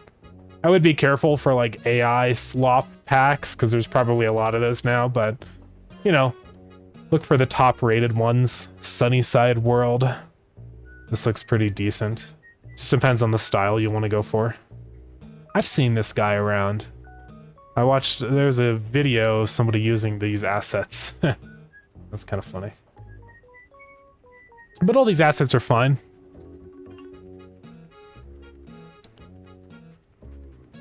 But yeah, so diversity keeps solo dev sane. Well, relatively sane, yeah. My first game, I drew all the enemies, and that was the thing I was proud of. Yeah, I am of the mindset of I think even if you kind of suck at it initially, I always think it's worth it to spend the time to learn how to make your own assets. It's not going to be easy, and it might even be a little uglier than if you just used a pre-made asset pack, but you're investing in yourself. Like if you learn how to do pixel art, eventually you do your second or third game and you now no longer rely upon asset packs anymore. And it's a huge like tether that you can just eliminate. Like I've done enough games now and I've practiced enough varied disciplines. I feel like I could, like, if I just had a blank computer with Godot and like a drawing app installed with no internet or anything, I could probably make a game pretty easily. Which is, it's a really nice thing to just be free like that, and I can draw whatever I want. I mean, obviously references and stuff always will be very useful, but theoretically I could not use references if I had to. But yeah, I don't know. I think it's good because then also one issue I've seen that people have had with asset packs, I haven't really ever used them personally, but I think sometimes it can be hard to like make them all fit together, because you get one asset pack, but then like you don't have the right assets in it that you need, and so you have to get a different asset pack from a different artist. So you get a lot of like clashing art styles with things. I have noticed a couple games where that is the case sometimes, and it's always, that to me is worse. Clashing art styles is worse than you know, somebody who's just less experienced with art, in my opinion. People might have completely different thoughts on that, but I think a game to me is like their reflection of the creator of the game, right? So this is kind of a funny little pack. Little automation pack. But I like to see the person put themselves into a game, you know? If that makes sense. I think when games have meaning, I enjoy them more. Yeah, Godot has documentation built in, so it's pretty convenient. I can just like click on anything in here and it's right here, so. Yeah, I don't really need internet. I honestly don't really look things up very often. I mean, sometimes I will. I go on to the online documentation here just because sometimes it's easier to navigate. Like if I go look at Godot spatial shader, I just like how it has like this sidebar and it's just easier to get around and do stuff in here. But I can easily just do this in here as well. I mean, it has all of the documentation in the engine, so it would just be a little bit more difficult to find where these things are, because I don't think I can search, but maybe I can. I don't even know. But oh, what's your take on getting huge asset packs like 3D Cinti stuff from Humble Bundle for very cheap? I mean, it's fine. The only thing I would say about that though is I definitely recognize those kinds of assets because they're just so popular. Like all the Cinti low poly characters I see all over the place. And like, it gets the job done. It doesn't mean that the game is bad or anything if somebody uses an asset pack like that, but it does sort of, as somebody that knows it's an asset pack, it cheapens the experience a little bit, you know? Like, I always see that, what's like that one game, the Tenants or whatever? Like, this uses that like Cinti, you know, the low poly 3D guys, like all these guys. I don't remember what I got this from. I think I got a bundle. Oh yeah, with House Flipper too. But you know, it's pretty easy to recognize these from a mile away, so they're good assets, but I would probably maybe avoid the super ultra common ones like these because, you know, everybody uses them. It's the same with like those realistic Unity characters, like the characters in Phasmophobia. I see these models everywhere. A lot of the assets in this game are asset packs, I believe. But I'm trying to look for one of the characters. There's like no images of characters in here. Okay. These screenshots are kind of terrible. It doesn't even show like any gameplay. What is going on here? Is there just nothing? Okay, well, whatever. But I don't know. It is a question of like, do people really care that much? It just depends on what your values are, I guess, as a developer.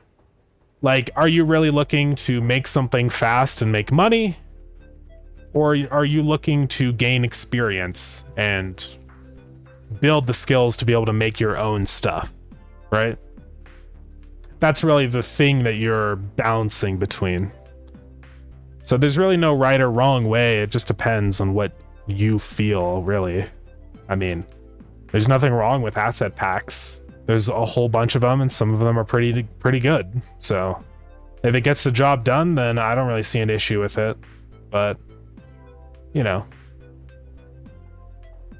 it does mean that you're tethered to them, though, right? If you want to add in a new expansion to the game or something, you either have to wait for that asset maker to make a new asset pack so it fits the vibe, or find asset packs from a different person and maybe they don't fit the vibe. So you do run that risk of like your game feeling possibly a little disjointed, but it's probably not a huge deal. I mean, there's so many asset packs now these days. It's mostly game devs that recognize assets. Yeah, I mean, I'm definitely biased for sure, 100%.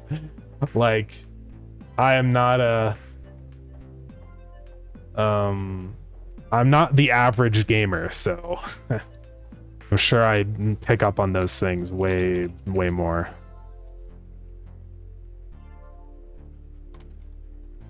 Could argue that making the game faster will help with getting more experience. Yeah, I mean, it just depends. I mean, if you want to get good at modeling and drawing, then I think the best way to do that is to model and draw. But if you're really just looking for more experience on the other parts of development, like programming and the whole like process of releasing on Steam and stuff like that, then that is true. It would help faster, or would help you get things finished faster. So, but yeah, it just depends. Depends on what you value. No right or wrong. That's really honestly almost goes the same for anything when it comes to making games. It's not like there's the one way that you should do something and it's the only way you should do it. Because there's just so many variables that go into the decisions you make while developing a game. Like, are you making a commercial game for money? Are you like... What genre of game are you making? What's your pre-existing skills? What are you already able to do? You know, how much money do you have that you're willing to spend to put into buying asset packs and stuff like that? I mean, there's a million variables, though. But yeah.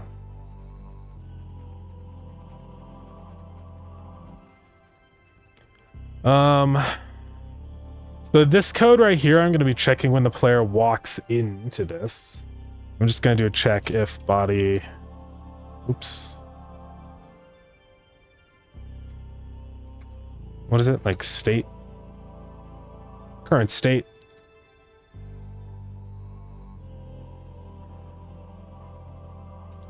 Crouched. So I'm just going to make sure that the player is not currently crouching. Actually, there might be like a is crouching or something. Apparently I don't have that variable, so we'll just do this. Then I just want to print a variable just to make sure that this works. And we'll see what that looks like.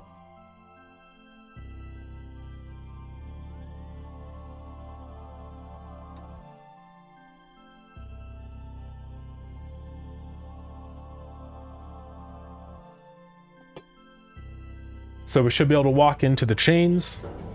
It'll print some funny stuff out. And yeah. We'll check on Filter Forge in a little bit. These chains aren't probably going to spawn in this kind of environment, you know? Like just in the regular... Whoa.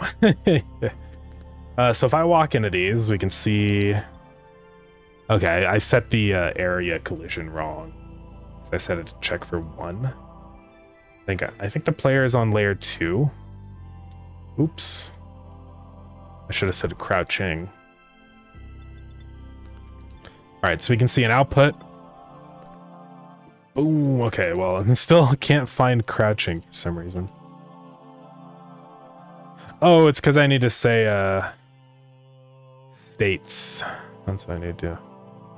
Body.states.crouching. Let's try this again. Okay, so let's look at the output. If I walk into the chain, boom, it detected that I ran into the chain, so. And then if I'm crouching underneath it, it does not make a sound. That works pretty well. But it'd be good for when you're just like sprinting around and not paying enough attention, and then all of a sudden... And these are going to be spawning only probably in the butchery zone, which it'll look better in that kind of environment. I mean, here it looks stupid, but...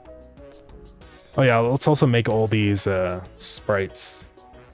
I want to do flags and make them shaded, like that. Okay. So now the final step is that when we run into these, I want to make them all shake around. So function entered or something. So we'll call entered.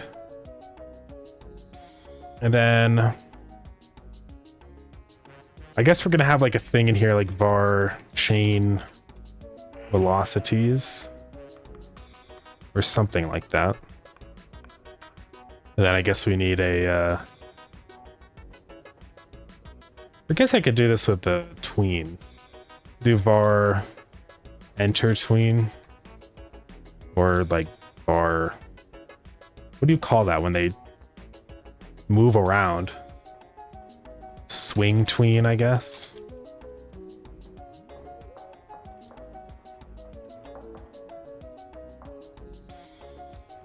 All right, so we're gonna kill the tween there. Don't get how it's possible to edit the code while the game is running. Doesn't the code have to compile? It's a little different with modern engines and stuff like that afford you the ability to do that, which is really, it's very convenient. Godot does it, Unity does it. I believe Unreal also does the same thing. So, but yeah, it's super convenient because I can write some stuff in here, just Control S and save it, and now it's working. There are some like specific types of code or whatever that don't work. So like, for example, let's say I instantiated an object and I called something in the ready event in Godot. The ready event is basically like the instantiation function. Like this happens, you know, whenever the node is created. So it's like calling .new on an object in other languages. So once that runs, if I edit the code and save, it's not going to rerun. So I have to exit out of the game, you know, like this. So I can go to the main menu for that case and then go back in. And then it'll run the ready event again. So we're good now. But if I change something that's loaded at the beginning of the game, like I have some data tables, if I add an entry or do something in here, since these all load at the beginning of the game, I would have to restart the game. So it just depends on what code you're modifying live. It might not always like work, but yeah, it is really cool though to be able to do that, I think. So I'm gonna do an array of chains. It's gonna be node 3D. And then we're going to say for I in chains, swing tween, tween property. We're going to say I. Also, we're going to say create tween. A set transition. We're going to do, what is it? It's like elastic or something. I can never remember all the different transition types. You know, wiggling around the edges. It might be spring is what I'm thinking of. We'll have to remember.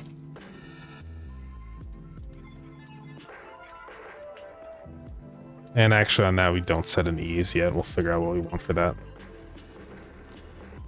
So we're going to grab tween property. Also adds are over. Sorry about that, gamers. We're going to say,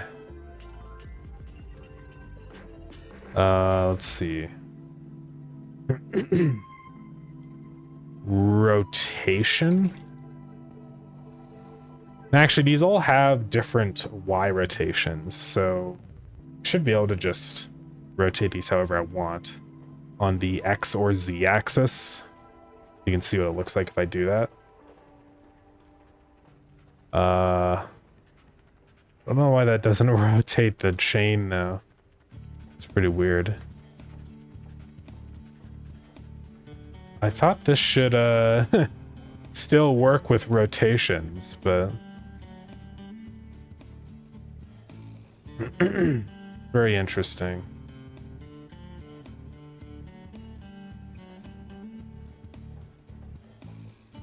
We might have to disable billboarding then, which is fine. Now it does rotate. Also, I realized we need to set an offset on these, so minus 100.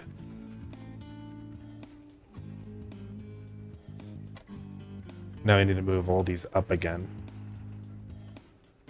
Minus 1. Oops. Plus 2. Unfortunately, I believe they've all now been reset to the default positions. Oh well. Move them down to right there. Now I gotta kind of push them all down again. So this guy goes to 0. This guy goes a little bit different. Same with this guy. All right, so we're gonna do rotation. Let's just try X for now. The final value will be 0 and over the course of like 3 seconds. So then we're also gonna say I.rotation.x is equal to randf range minus, and I'm gonna do, yeah, like minus 45 to 45. Do deg to rad. Like that. We'll see what happens with that. I have no idea if that's going to work.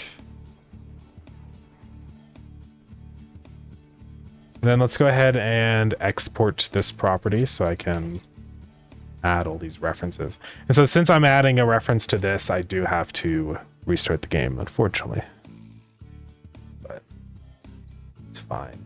It's crazy that I can just drag these in here. I never realized this before, that I can just do that. Instead of having to click new element, and then, yeah, pretty convenient. Let's try it out.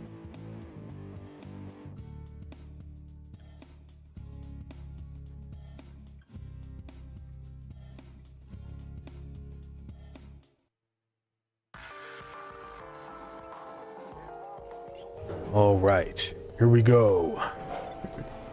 So we'll see what the elastic does. We're probably gonna have to change the transition mode or whatever on it.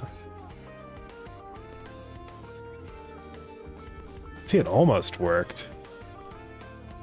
Oh, but I think these might not be set to, maybe say swing tween dot set parallel to true.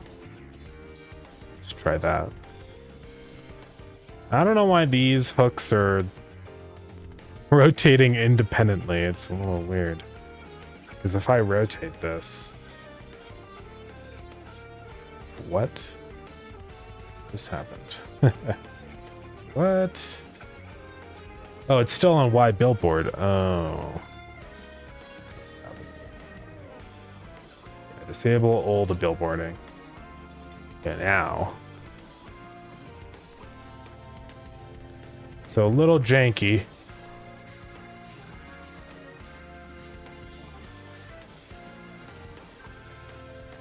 So let's try doing swing tween set ease. And I think I want to ease in. See what that does. Okay, so ease in is not the vibe. What about ease out?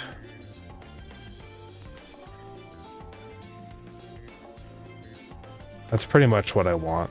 I just want them to jangle around when I run into them. But they are... The initial, like, movement of them, though, is pretty gnarly. So I think what I've got to do is make those initial rotations also part of the tween. So what we'll do is this.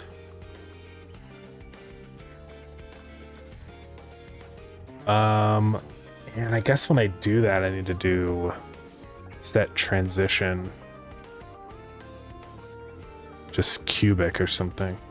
Or really it would be like sine. Then swing tween dot set ease. It'd be ease in and out, I believe. And then I set the rotation. And then I have to do it right back to these two.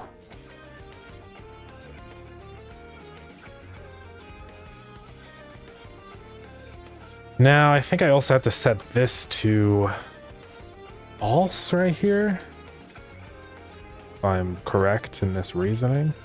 And then I set it back to true after the fact. Or maybe what I need to say is to set parallel true, and then I say like chain or something like that, I think.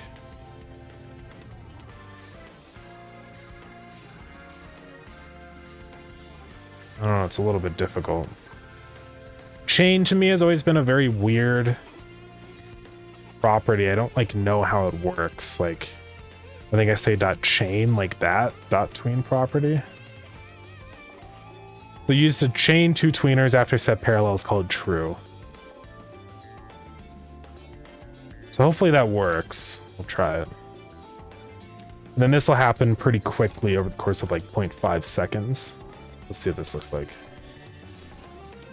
I don't know what's happening here. What's going on? Oh. Whoops. Forgot to do this part. Yeah, you have to convert degrees back into radians. So that does look good, but it's doing all of these individually at a time, as you can see. So that's not supposed to really work that way. Maybe I also called chain on this one or something. Yeah, chain has always been just a very tricky property to work with. So that just makes them all go in a line like that. That's not really what I want. Maybe if I get rid of the chain down here.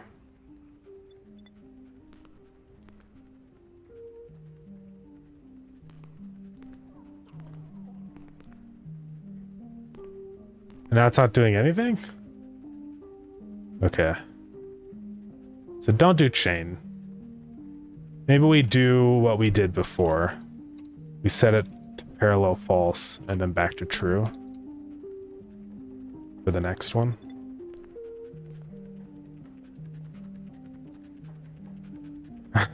Still only doing it one by one, so that didn't work. I have to think about how we need to do this. I want them all to go simultaneously. Might just have to set a tween for every single chain, which is unfortunate, but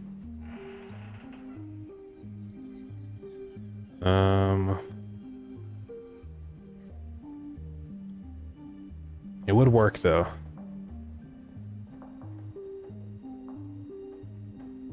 You could just say var chain tweens, which is an array of tweens equal to that. And we'll just set it to null, null, null, null. You have to restart the game for that. And then in here, we just do this. We say for I in chain tweens, if I dot kill. That like just resets the tween. And then we call this in here. We say chain tweens at index 0 is equal to create tween. And then now we just say access, or not at index 0, index I.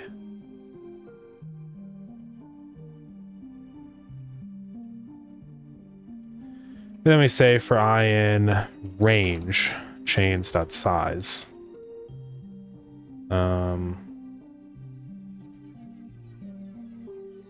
Hopefully this works. So then we also need to say var chain is equal to chains at index I. Replace the I with those. Okay, we're gonna see what happens. So this is basically just creating multiple different tweens instead. It's probably better to do it that way, so we'll see what happens.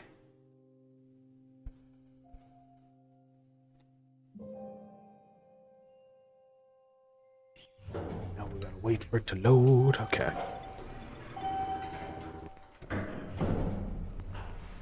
Those are too high. Let's see.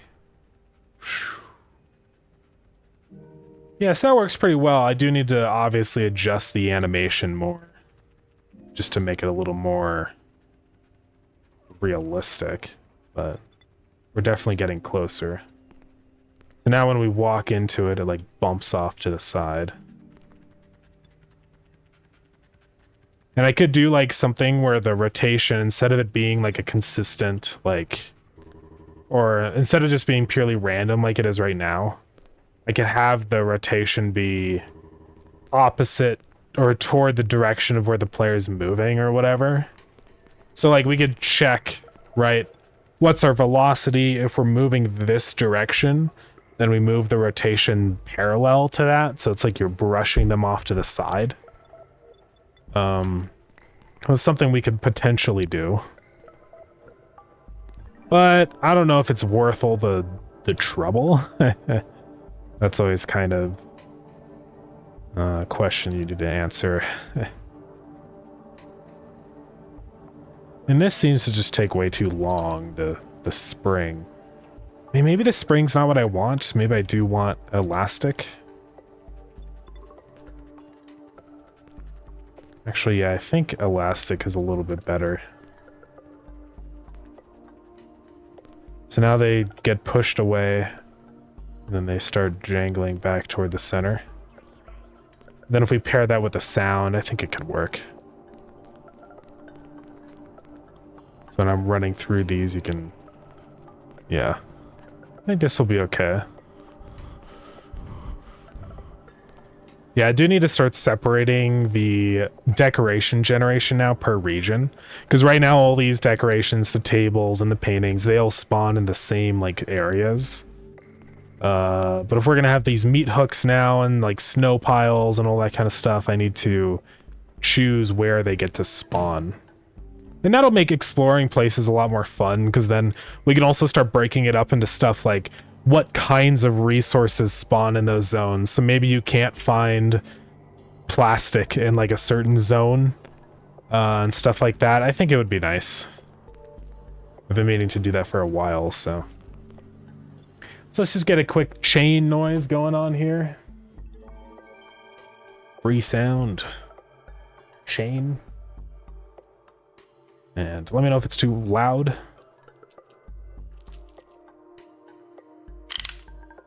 No.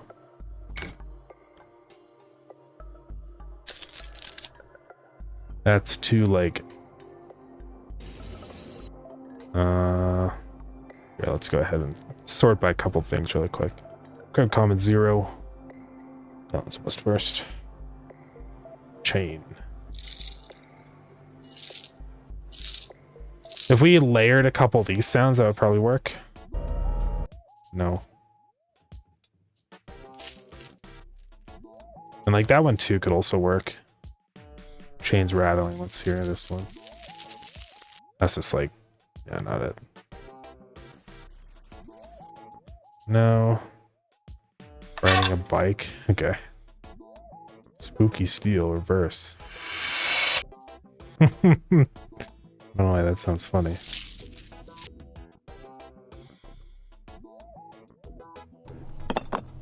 That's not even chains. No. Okay. I think we'll do these ones. And maybe also layer it with some of these. And I think I might also drop the pitch on these, maybe possibly a little bit. I don't know if I have a good way to do pitch shifting in Audacity, actually. Because honestly, their effects are pretty limited in here. You'd think that Audacity would have a lot of different effects, but it's kind of interesting how few there are. So I think I need to get a VST that'll do, like... Unless it's like, no, that's just generating a tone. One that'll do stuff like that. I guess is how you do it.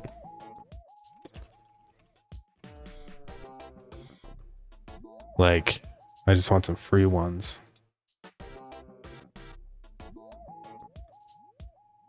Don't want a limited time. That's like more of a pitch monster. Auto talent. C voice 1. Discord. Whoa, I can install Discord. Yeah, I don't know what kind of... I wish I had like the tools I had in FL Studio, honestly. Because there's so many VSTs in FL Studio I could use.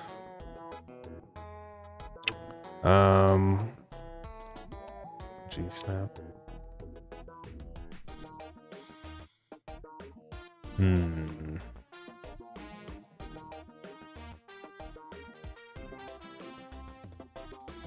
Yeah, it's pretty annoying. How hard is it to make a VST? You know, because I've never actually...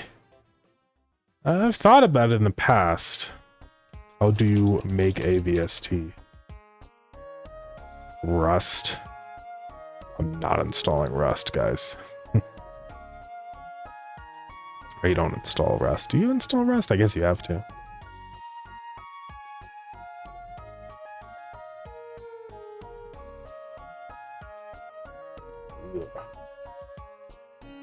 I've never actually used Rust. Yeah, I don't know. I don't know how Rust is. It doesn't seem terrible or anything. But yeah, I could just... That would be kind of cool to make a VST for myself. Because sometimes I do get really tired of trying to find ones that work. Now, I guess with Audacity, I really do need more of them. So maybe.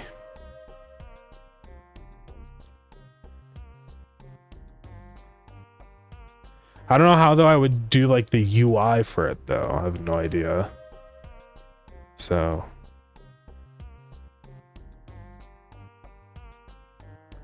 But I might look into making a VST then. Eventually. I'm not gonna do that right now.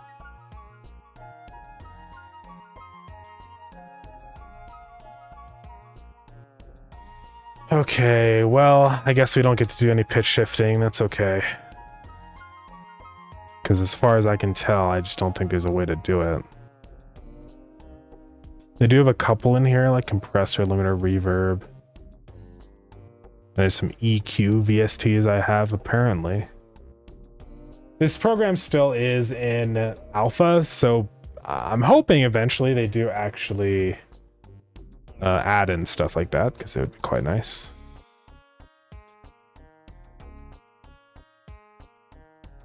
Let's just get a couple chain sounds here.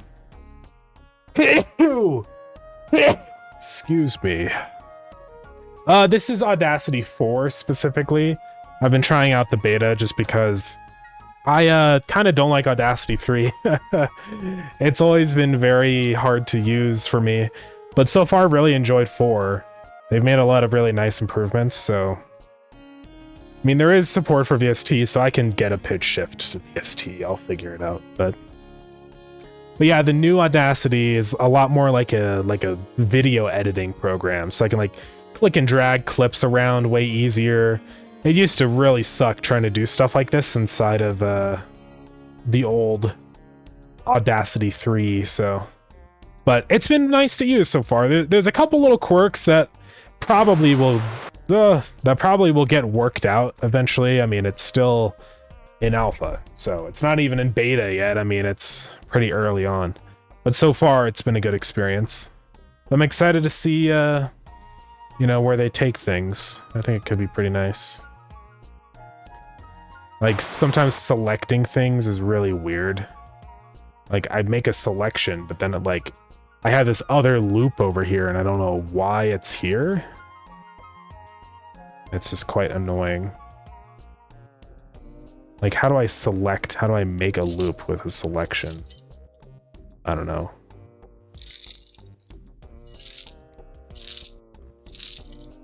So we'll just get a couple of these effects kind of layered up.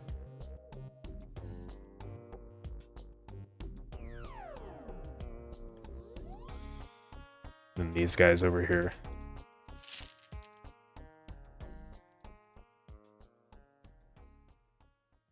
get all the good sounding ones.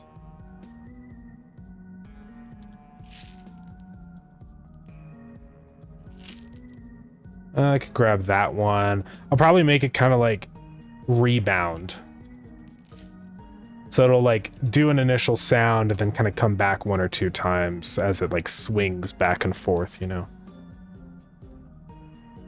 So I'm just gathering a bunch of chain sounds. It's probably good over here, I imagine, but we'll see. So I can layer all these up, you know. Something like that is not terrible. See, I don't like, that's one thing about Audacity that's really annoying, is sometimes I'm like editing over here and then all of a sudden my playhead jumps to the beginning of the project again. And it's just like, why is it doing that, you know? Always been very frustrating. And these sounds are like a little bit different, so we'll kind of layer these ones in. Let's see what this sounds like.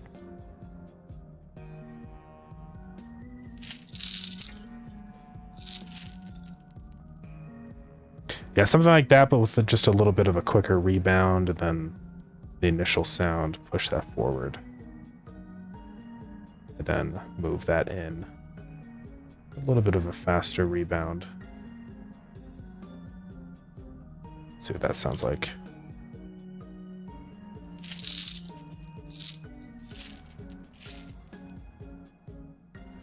Yeah, it's better. Gonna move this down here to push it in, and then move this up here.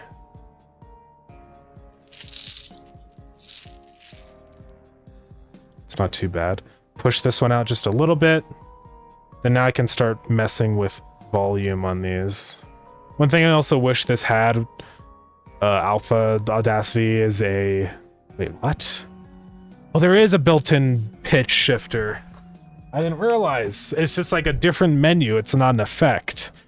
You can just right-click on it and then open pitch and speed dialog. So that's pretty epic. Okay. Well, that helps a lot.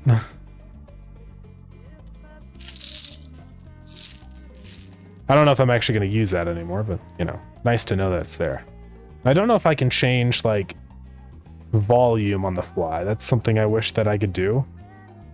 Because it'd be nice if I could just, like, grab the volume on this one and then just lower it really quick. There is, like, volume over here on the left, but I don't want to change the volume for the entire track, just this one clip, you know? And there might be an effect to do that. Like, if I select the effect... say effect volume, there is like normalize, but I don't see a way to make it amplify, and then do like a negative amplification, I guess, like that.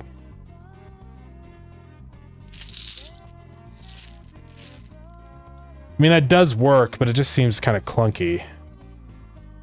Did Audacity just crash? Oh no.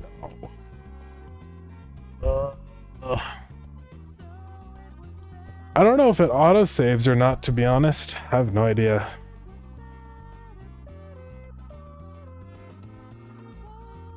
Alright. Rip Audacity. I hope they continue updating it. So this is Alpha 2. Yeah. Yes, I would like to restore the session. Epic. Now I don't know if I can undo my amplify effect, so that sucks. I can click these buttons up here, but not doing anything. I mean, if I do that and then undo, it does undo it. So I guess that's permanent now. That's fine.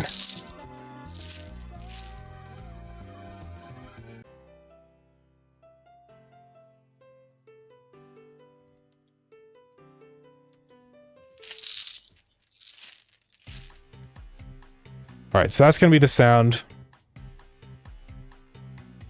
And then it'll have reverb inside of the engine. So it should sound okay, I think.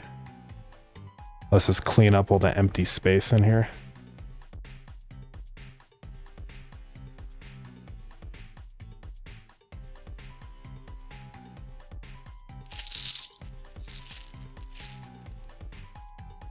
Do a couple fades on some of these. Like this guy. Activating, fade out. Activating, fade out.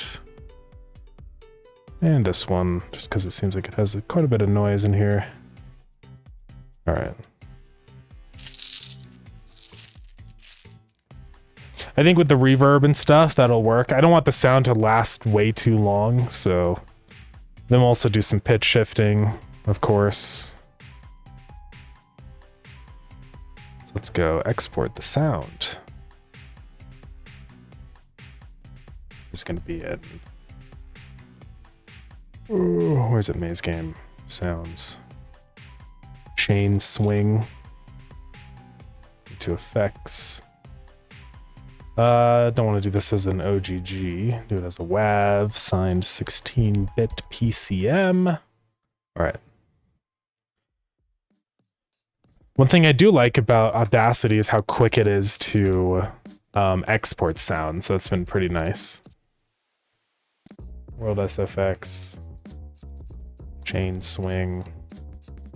So we'll make that sound emit from like right around there. And then the final step to making this work is whenever we have entered it, go ahead and do a global sound event. So global position, volume is 1. And from player right now is true, but that's only if it's actually from the player. We might change that. So I think we're good.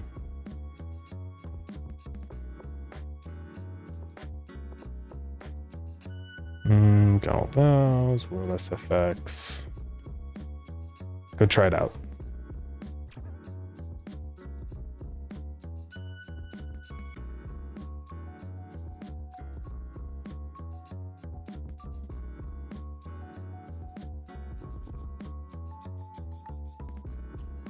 Loading, loading, loading.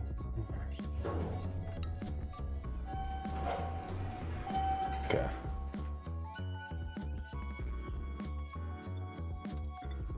Let's see. Should work.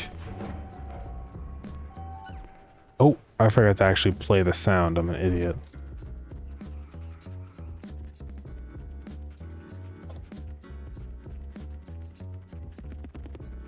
It would help if I actually played the audio, wouldn't it?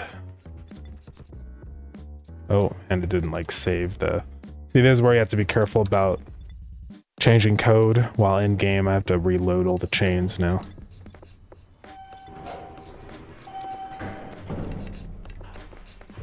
All right, let's see. What? Play as a null instance, huh? Chain swing? Doesn't look like it is. I suppose I have to restart the game. That's okay. Well, so let's do like just a little bit lower pitch, like 0.7 to 1 or something.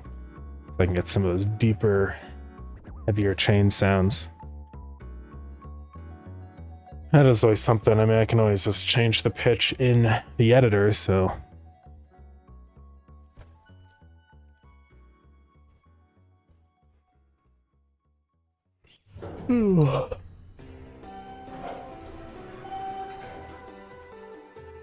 Okay.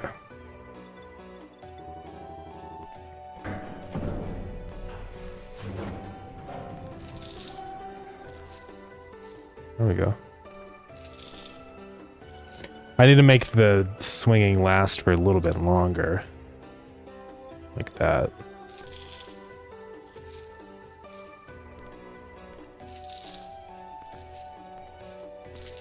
That works pretty well. So that'll create a sound event when you run into them. So if there's a guy that can hear you, which are some entities, they'll come running over to where the sound event happened. So you do want to be kind of careful of those. That's what it's like at 4.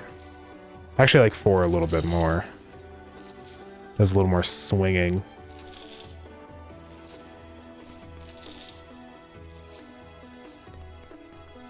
Yeah, that'll work.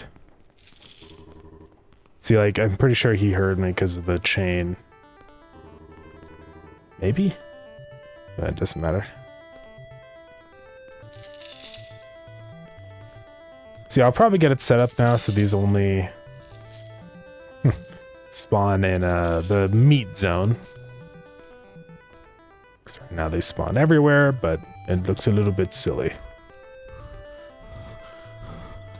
Let's check if Filter Forge is live again. And if it's still not up, then we're just gonna draw the chain ourselves. I mean, we already technically did, but it looks terrible, so I'm gonna draw it again, but better.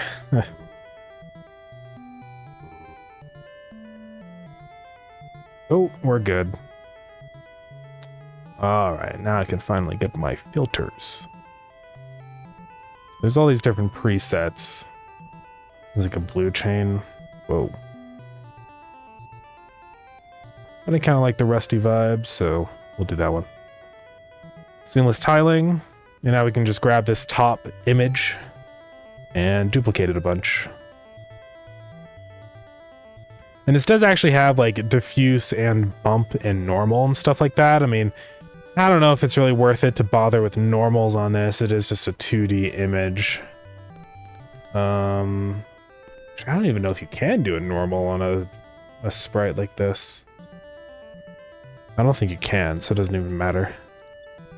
So we're just gonna save the diffuse. We're gonna copy the image. Go into Grita. Boom. There's our chain. We don't need the bottom one. So I'm just going to select this, and we're going to downscale this a little bit. Do a little bit of lighting on it. Right there. Crop it. I'm going to rotate this to the right. I don't like how high resolution it is. I think the chains that we have over here, let's see like what their size are. I'd say it's about, we probably want to downscale to like 12 wide. So we'll scale this to width of 12, nearest neighbor. Now it looks like that. Colors, we go to artistic. I'm going to drop the number of steps here to 16. This guy's going to start shooting me. Get out of the game. Now I can just copy and paste this a bunch, and we're gaming. A little bit better than this chain that we have in here.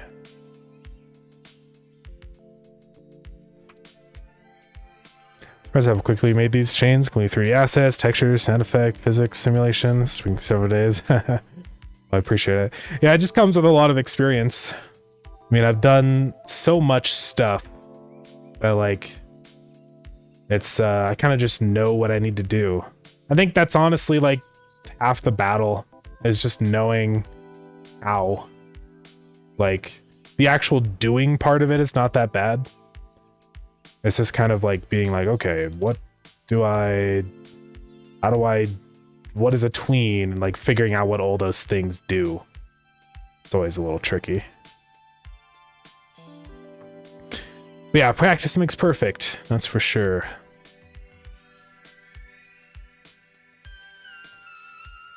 The more games I make, the more easy it is to make more.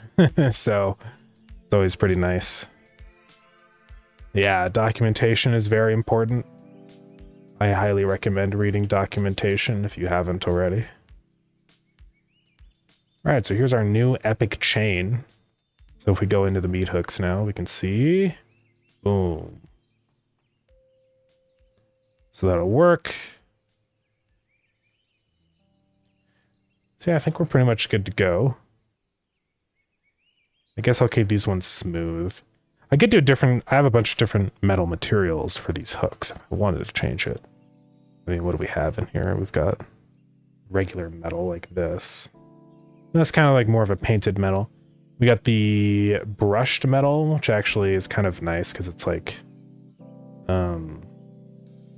don't know why these are so shiny. I think it's just because they're smooth and it looks a little odd to me.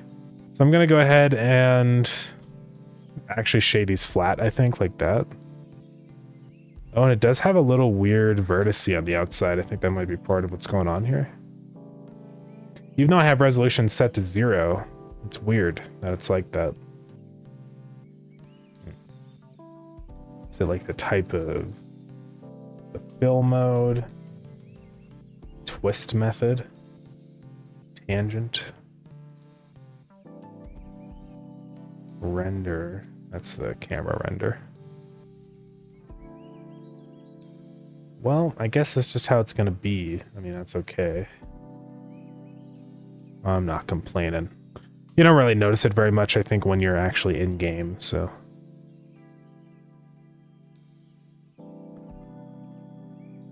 I think we'll just stick to the other metal with these.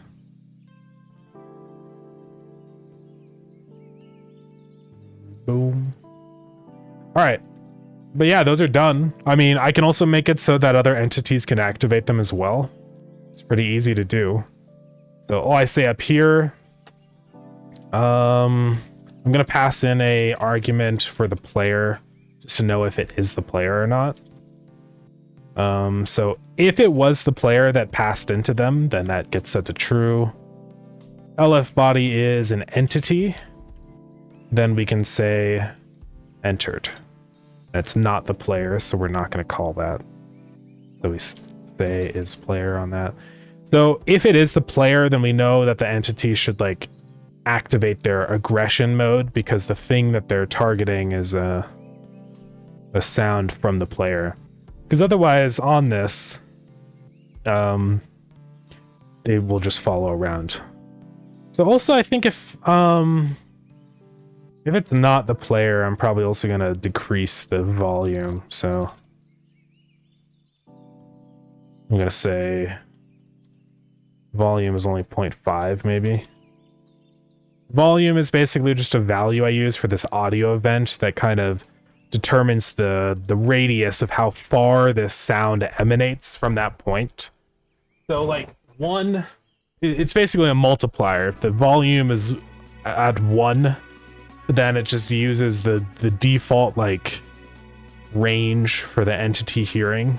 Otherwise then it keeps going up. So I kind of want to see what this looks like if I added like some little highlights, you know. I don't know how I feel about those. I think I'll just keep it like that for now. So I think we're good to go. So other entities should activate these now if we go ahead and load into the game. I'm gonna restart just in case, since we did a bunch of changes to the code. Yeah, let's see. And then the next model I'd like to do is like a little snow pile. I think it's actually going to be incredibly easy because I'm just going to do a ball inside a blender, add a deform modifier, whatever it's called, a displacement modifier, kind of make it like a little, you know, misshapen. So let's see if we can get an entity activating one of these.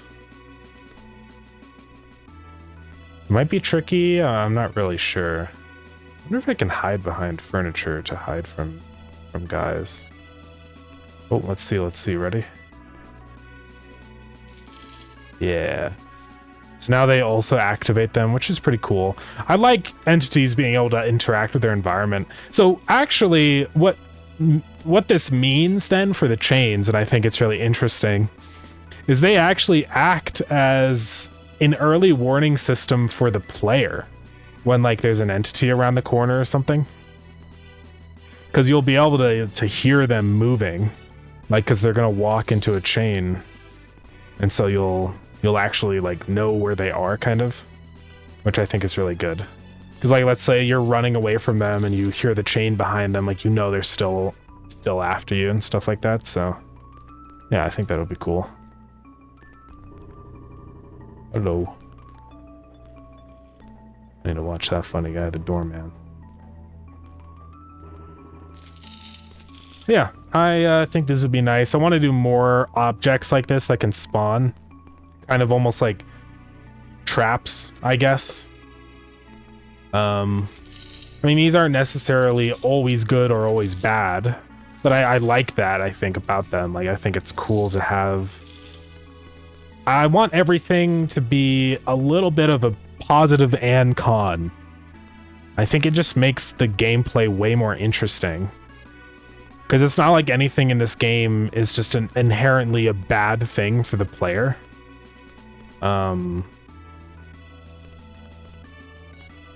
Like you can use certain parts of the maze to your advantage, I think would be really cool. So I want to keep that same sort of philosophy moving forward with any kind of obstacles that we add in, like something that can harm the player and be a problem, but also can be helpful to a certain extent as well would be cool. I'm gonna maybe just decrease the collision area a tiny bit. I don't want like accidental triggers because that would be pretty annoying. Also, I'm gonna change this away from a box into a cylinder just because it kind of fits the shape better. Yeah, it's much more accurate. Let's get a side view on this right there. Shrink this a little bit. Oh, I messed it up. Probably like a 1 meter radius would be fine. Let's check the Z. It's a little bit off, but we can just move it over like that. So that should be... no, that one's out of the radius. Okay, no, never mind. Don't... Let's just eyeball it. Yeah, that's good enough. I think it's pretty close. And I guess we'll also extend this up. I mean, I don't think that anyone's going to be up there to activate them, but it'll be fine. Okay. And it shouldn't change anything about the way that collision happens and stuff.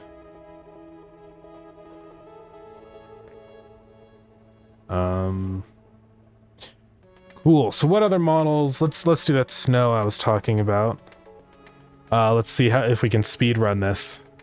I specifically want to do a round cube for this because I think it's going to work better. We're going to add a displace modifier.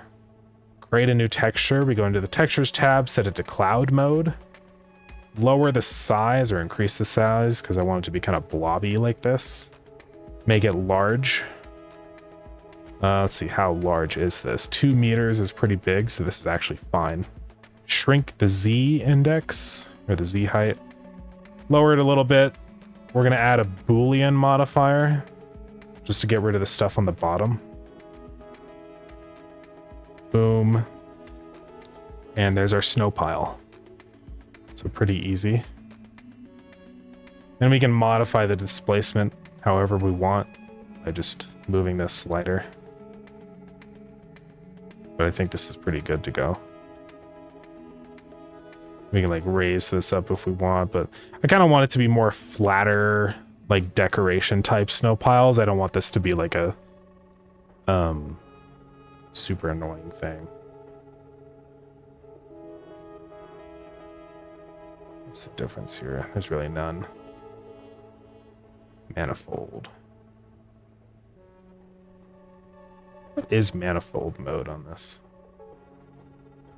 Works only on manifold meshes. I don't really know what that means. I need to look that up. Oh, I gotta apply this first. And then this. So now I can smooth this out, and this is what the snow looks like. If I wanted to make it a little less high res, I could decimate it. Do like that. Which I might. Now I gotta fix the origin point. So what I'm gonna do for that is select all of these bottom vertices. I can just get the bottoms. Cursor to selected. Set origin to cursor. And now the origin point of this is at the bottom of it. So I can go like that.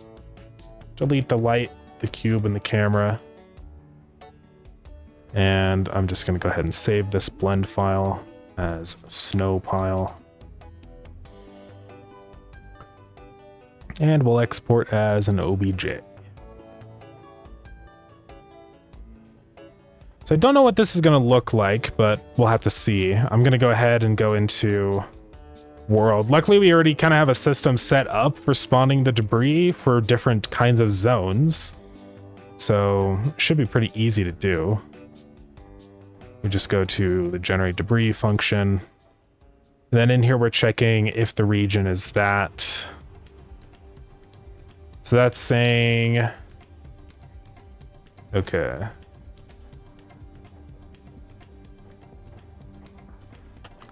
So down here, if it's overgrown, do that one.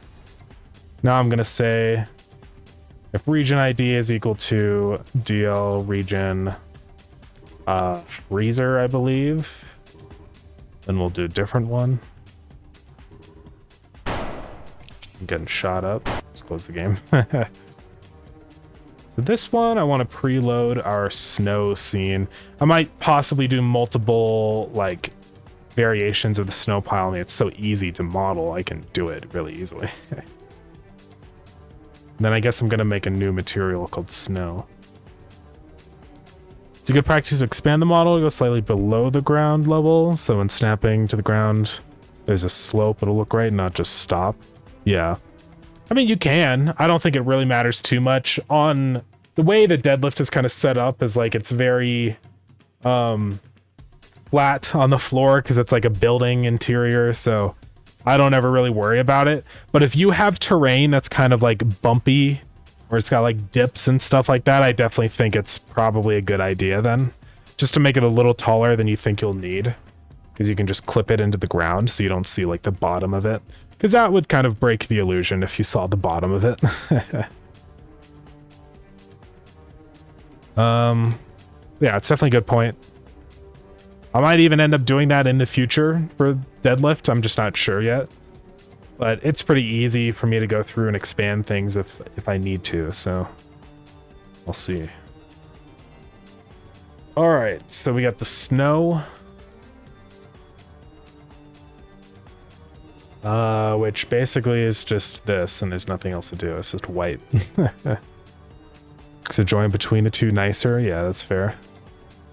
It's definitely true. Okay, I don't know if we'll get a freezer zone spawning, but hopefully we will. Let's see.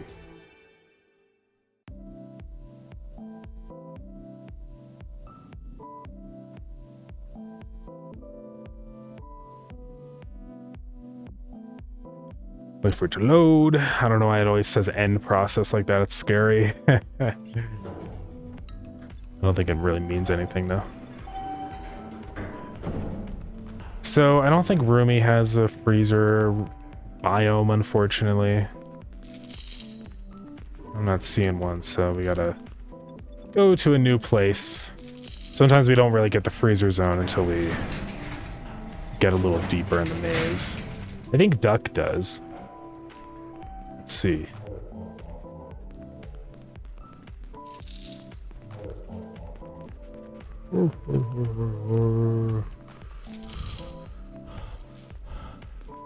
There's a regular employee zone. It might not have a freezer zone.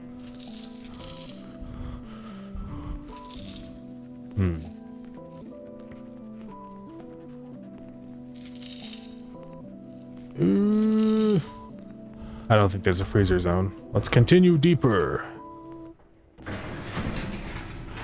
This is spaghetti? This definitely does. Yes, that's what it looks like. It's not actually too bad. I think that's about what I want. I'm gonna do a couple more variations on the model, I think. Just to have a little bit more going on. Like I want one that's a little bit flatter, but kind of more scattered, so it's not just a mound. Also, it'll look more like this when we're actually in game. I mean, yeah. I do want to change the texture on this because I think it has... I mean, what does snow look like in real life? I don't think it's super shiny or anything. I know that it does have a lot of subsurface scattering.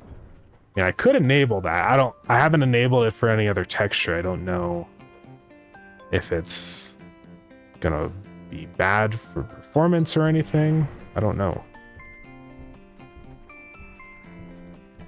And you can see I can up the strength. And you can kind of see what it does when I up the subsurface. Like it just sort of... The shadows are not as intense. There's also skin mode. I don't think we really need skin mode. So let's turn that off. I think it makes it look a little bit more like snow. Rough texture with glints coming off of it. Yeah. We could give it a little bit of a texture if we wanted to, like just a normal, give it a like a snow normal map or something like that. If we go into Filter Forge, we could probably do, we could get like a texture that has like some spots are really shiny, so it's got like kind of glitter in it, you know? I don't know if we'll find exactly what I mean, but I could procedurally do that with a noise texture, I think. So let's actually see what that would look like. I'm gonna do triplanar. It's kind of laggy when I make changes like this, so I'm gonna get out of it, and then I'm just gonna drop a snow blob in here actually, so I can check it out. Give the snow material. So subsurface scattering is on. And there is a texture on subsurface scattering. I don't know what that would really do. Enable subsurface scattering transmittance. What does that do? Let's find out. Oh, it kind of like adds like a little bit of a... Okay. I kind of like it. I mean, we could set the boost to like 0.5. Snow is very sort of weirdly translucent, kind of. Yeah, just the color ramps to high contrast. Yeah, hopefully it should be pretty easy to do.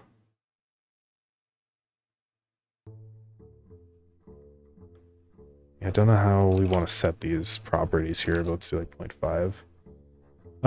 All right.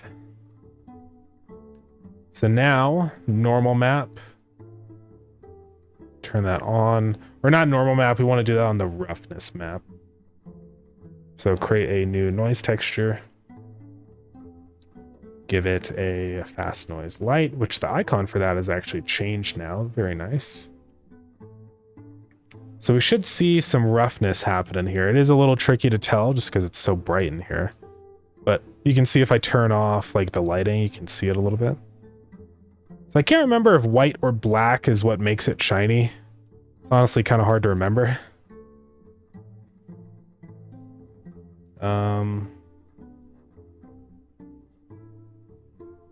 I think it's black that makes it shiny. Yeah, because if it's white, that means you're giving it roughness. So white is rough, black is shiny. So I want to do that and then kind of give it like a little region of shininess. I wish it would update in here so I could actually see what it looks like. I can't see it.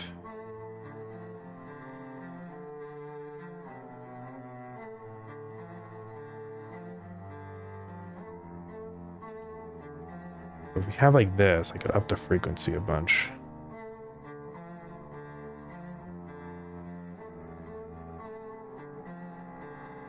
I kind of need to do like the opposite. Or this way is white. Now I can set it to constant. So we get like little glitters in the snow. I guess we have to do the inverse. Kind of something like this. So if I turn on like the lighting, it's really hard to see in this kind of environment, but if we shine a flashlight on it, it should be really obvious. Been in Blender for the last few days playing with materials. Nice. I do really like the shader system in Blender. I think it's always been pretty pleasant to use. So yeah, it's cool stuff. Might also just pop another kind of gray color on here just for a little bit more variety and texture. You can see what I mean. I think the snow piles in this area is supposed to be kind of more like icy than it is like soft, fluffy, powdery snow. So I really do want to emphasize the kind of glitteriness of it. I think this looks pretty decent. So use the same map for your normals? Yeah, I could definitely do that. We could just copy this texture and then pop into the normal map and paste it there. And I think that works. But I might have to mark this texture as being like the type as a normal map. I'm not sure. Try mid maps. Yeah, as normal map. So I do have to make this unique, but that's okay. And then I can say as a normal map. Boom. Now look what we got. It's not too bad. I modify it just a tiny bit. Kind of do like more of a sloping. Also, what's up, Ryan? Thank you so much for the birthday wishes. I appreciate it. Do like cubic on this and then have it just kind of poke out right here at the top. Like that kind of texture. I think that'll work. So we can save that now. Let's go ahead and go back into Blender. Yeah, I do kind of feel this is maybe just a little bit too tall, actually, so I might compress it even more. I really don't want the snow to be too in the way. Also, I realize I need to apply the transforms, because otherwise it's gonna be funny. And is that? No, that's fine. Oh, I still have decimate on. I can probably turn that off. Oh, that's kind of gnarly right there. I don't know what's going on. Maybe we do keep the decimate on. I can still change. Ooh, don't do that. So that's one snow blob, and then I want to do one that's like smaller, not as big.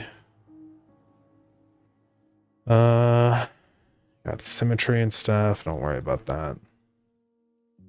So let's go ahead and do like I think I'll do another round cube. But on this one, I really want to do a lot of, like, in terms of the noise texture, make it a little bit more, oops, kind of, not decimate. What am I doing? Displace. A little, like, more noisy. So we can do probably clouds again, but like kind of keep it like this, so that when we move it down and do our stuff, shrink the Z, expand it, it'll kind of like poke out in places. Just be a little more messy, not such a smooth blob. So let's try and get this just perfectly on the Z. Oops. Oops. -2. So now on this guy, add a Boolean. Select the cube. And we can hide this other one. You can kind of see what I'm aiming for a little bit with this. Like, we can modify like the mid-level and the strength. You kind of get more of like a jagged, disconnected vibe. Like this. Right. Then we can apply this and then smooth it out if we want. I might just do a little bit of changing here, just so it's not quite so crazy. But something like that actually looks pretty good to me. I might grab this vertice and push it in a little bit so it's not so spiky, but let's go ahead and apply all this, I think. Oops, I gotta apply the displace first. Let's shift this vertice down into a reasonable position. Just kind of tweaking a couple of these spots. I don't like how in some of these spots it has like a very fast slope. Like over here, I want it to kind of, you know, connect to the ground. If that makes sense. But yeah, something like that. Hide this cube. Save snow pile. Export this one. Snow pile 2.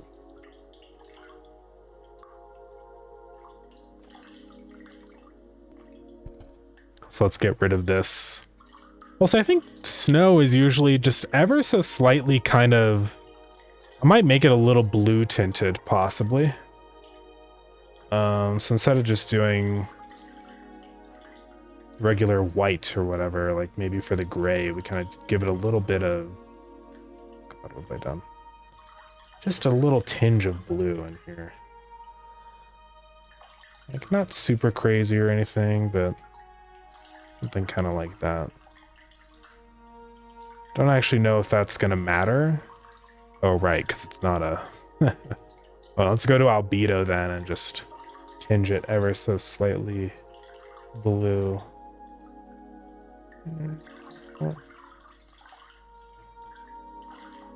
I just want this freezer place to feel pretty cold, you know? So this is what it looks like with the lighting. Interesting that the subsurface stuff has like a limit to the distance it can go. Maybe just a little smidge more blue. Right there. And did I actually redo the other one a little bit? I think I did. Yeah, I did. So let's export this again as an OBJ. Snowpile 1. Is this going to update? No, because it's already like in here. Oh yeah, also before, hold on. Gotta apply all these. Almost forgot. Hey, Brainoid, welcome in. Thank you so much for the birthday wishes. How's it going? What have you been up to?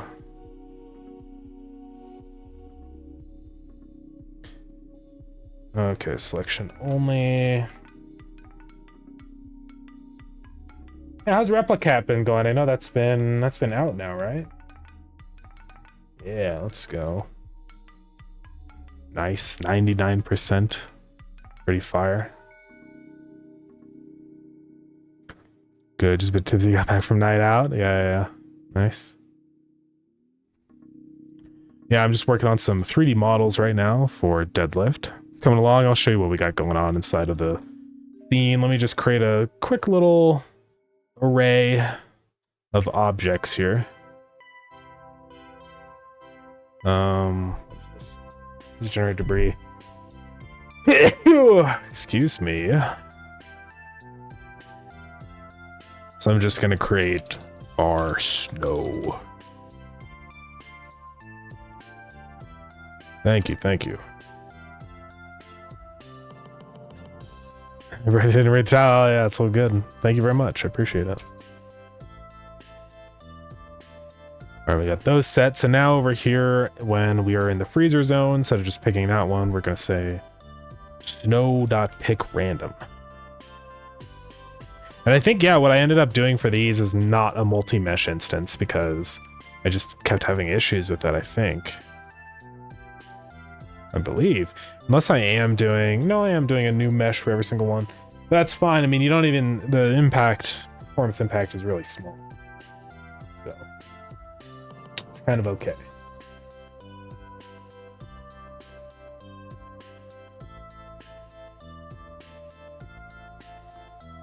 Oh, I have an ad. I have no more snooze credits.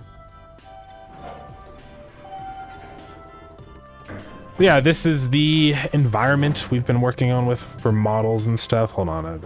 Okay, it's loaded. Might have to optimize the shader on that a little bit, possibly. But yeah, we got these snow... Ooh. I don't know why it's freaking out like that. I think we just have to, like you were saying, like you're extending the bottoms. Seems like there's some Z fighting happening, possibly, now that we've, like, flattened them out a bit. So I'm actually going to do that. Just to help a little bit with that. But yeah, it's been going good, though. Just a whole lot of modeling. That's really what we've been up to.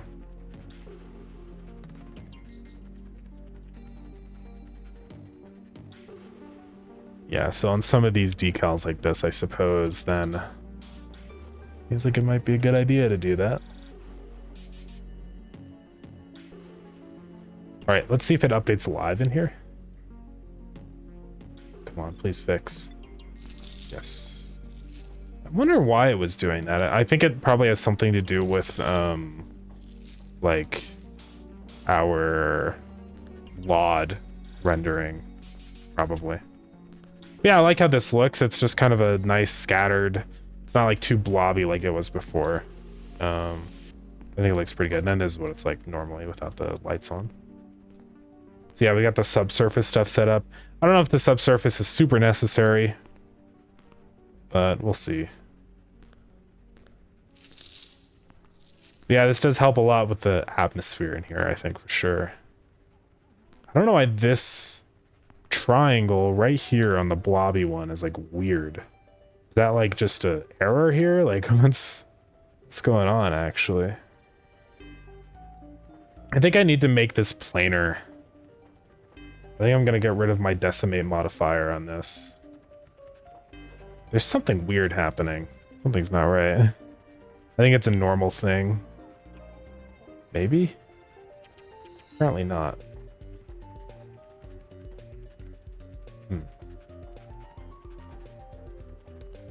Normals. So it's not the normals. Let's go ahead and do clean up and then make planar faces.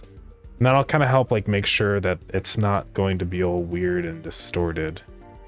We do have a couple areas with like creases. I guess I didn't do the planar face stuff very good. But it's probably okay. There's something weird going on here though. I'm trying to figure it out. I think this bottom face needs to just go away. I mean, there's really no reason to have it there. Let's do that. Hopefully that helps a little bit. How's the snow get in? Yeah, I can go over that system here in just 1 second.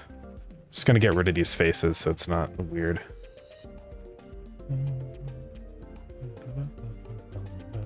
I'm gonna move this out a little bit.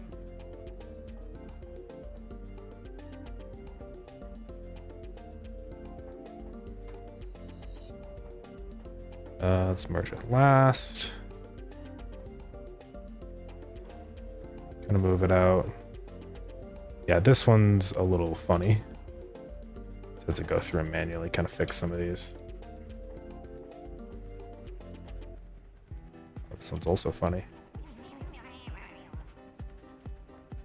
Okay, but that's pretty much better, I think. Let's export this again. OBJ, Snowpile 2. It is really nice that models also update live in Godot. There we go. Now it's not doing that anymore. It's actually much better. I guess it was partially the normals. I think it's because the bottom face was like getting calculated into the smoothing that's happening on the mesh, so it caused weird issues. I think also now that like that's working, I am gonna actually disable the subsurface scattering probably. I mean, I do like how it kind of looks, but I do worry a little bit about performance, not gonna lie. I think there's the potential for some lag. Also, I kind of want to decrease the resolution of these textures. They don't need to be so big. So drop those down. And they're made seamless, so it should be fine. Let's go ahead and try it out. So, with the system of how the snow spawns, we can go over that now. I have a couple different functions set up for spawning different elements of the maze. It's kind of a whole pipeline of different steps and things that happen for the whole thing to get generated. It is pseudo procedural. So essentially all I do to create a map is I just kind of draw the layout. So this is the layout of the map duck, right? So that's all it is. These different colors represent different kinds of structures. So you got like the red ones are corridors and the white ones are like rooms. So they're like a larger generation type. And then I've also got another image for the biomes that get spawned. So you can see this one just has overgrowth, which is like the grassy plant biome. And then white is like the regular employee room biome or whatever you call it. So that's how that works. When the game generates a maze, oh god, my computer's dying for a second. Sometimes when I resize the window of this game, it like, I think it's like a VRAM thing or something. I don't know. But when the game generates a maze, oh, we have like, oh no, there might be like some stuttering going on. Okay, I think we're good. So it reads through every pixel on this map. It goes through and then converts them into the proper meshes and stuff like that. And then I do a couple more like passes. So then I do a step where I spawn in all these little debris objects.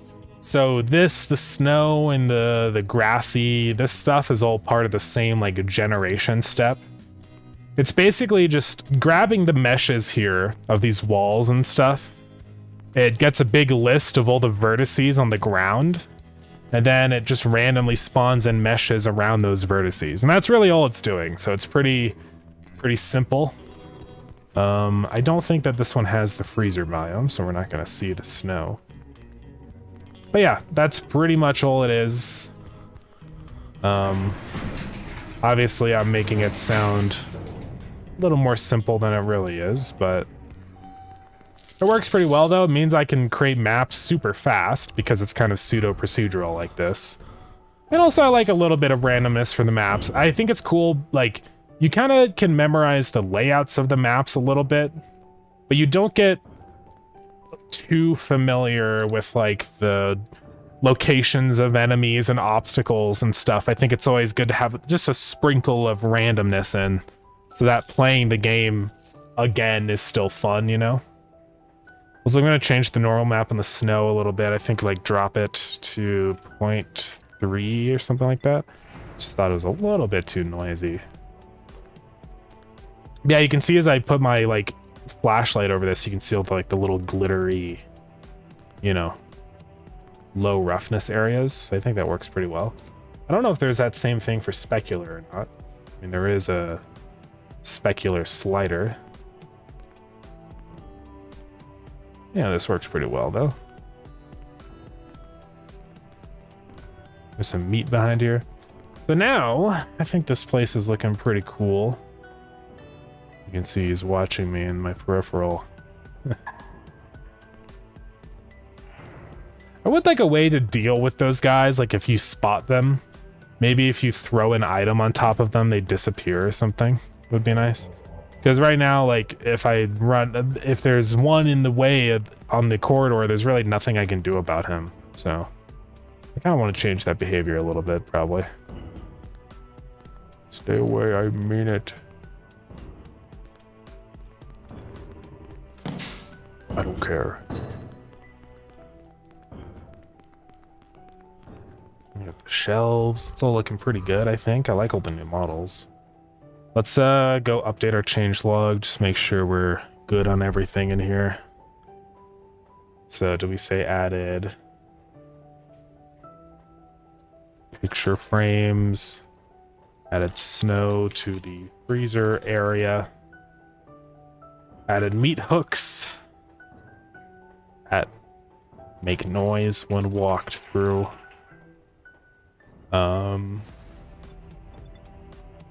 Okay. Yeah, I'll probably want to spend some time on performance one of these days. Like, I mean, the game is running fine right now on my computer, but, you know, I want to make sure there's no lag issues, because that would kind of suck. So, I think I've got a couple ideas on the ways I want to do that.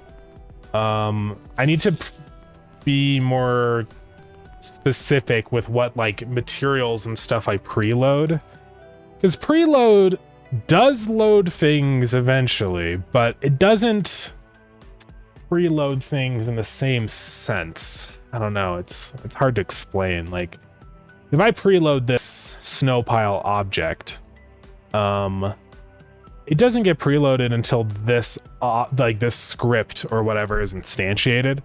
So for example, when I'm doing the materials down here and the decorations, these are not being preloaded until this script runs, I guess, is the way I understand this. The script is being parsed. So I might want to like load these somewhere else first. Like var debris materials or something. Because then that'll load it like earlier, I believe. Snow plant break room wall.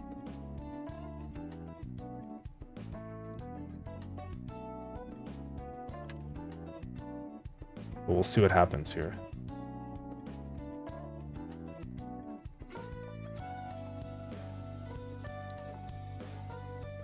So debris materials to 1. And let's see what this does. Test it with prints. Unfortunately, material loading and stuff like that is a lot more difficult to kind of test with print statements because it's sort of like running behind the scenes. So it's not quite as easy, but I mean, you might be able to. I wonder if there's a way I could like I don't know. Could I do like read in whether a resource has been loaded? I mean, maybe that's a thing you can do, but I'm not sure. You can see that did definitely load just a little bit faster. I can continue to optimize stuff like that as well. Actually, Duck doesn't have snow, so I need to generate a different map to really test it.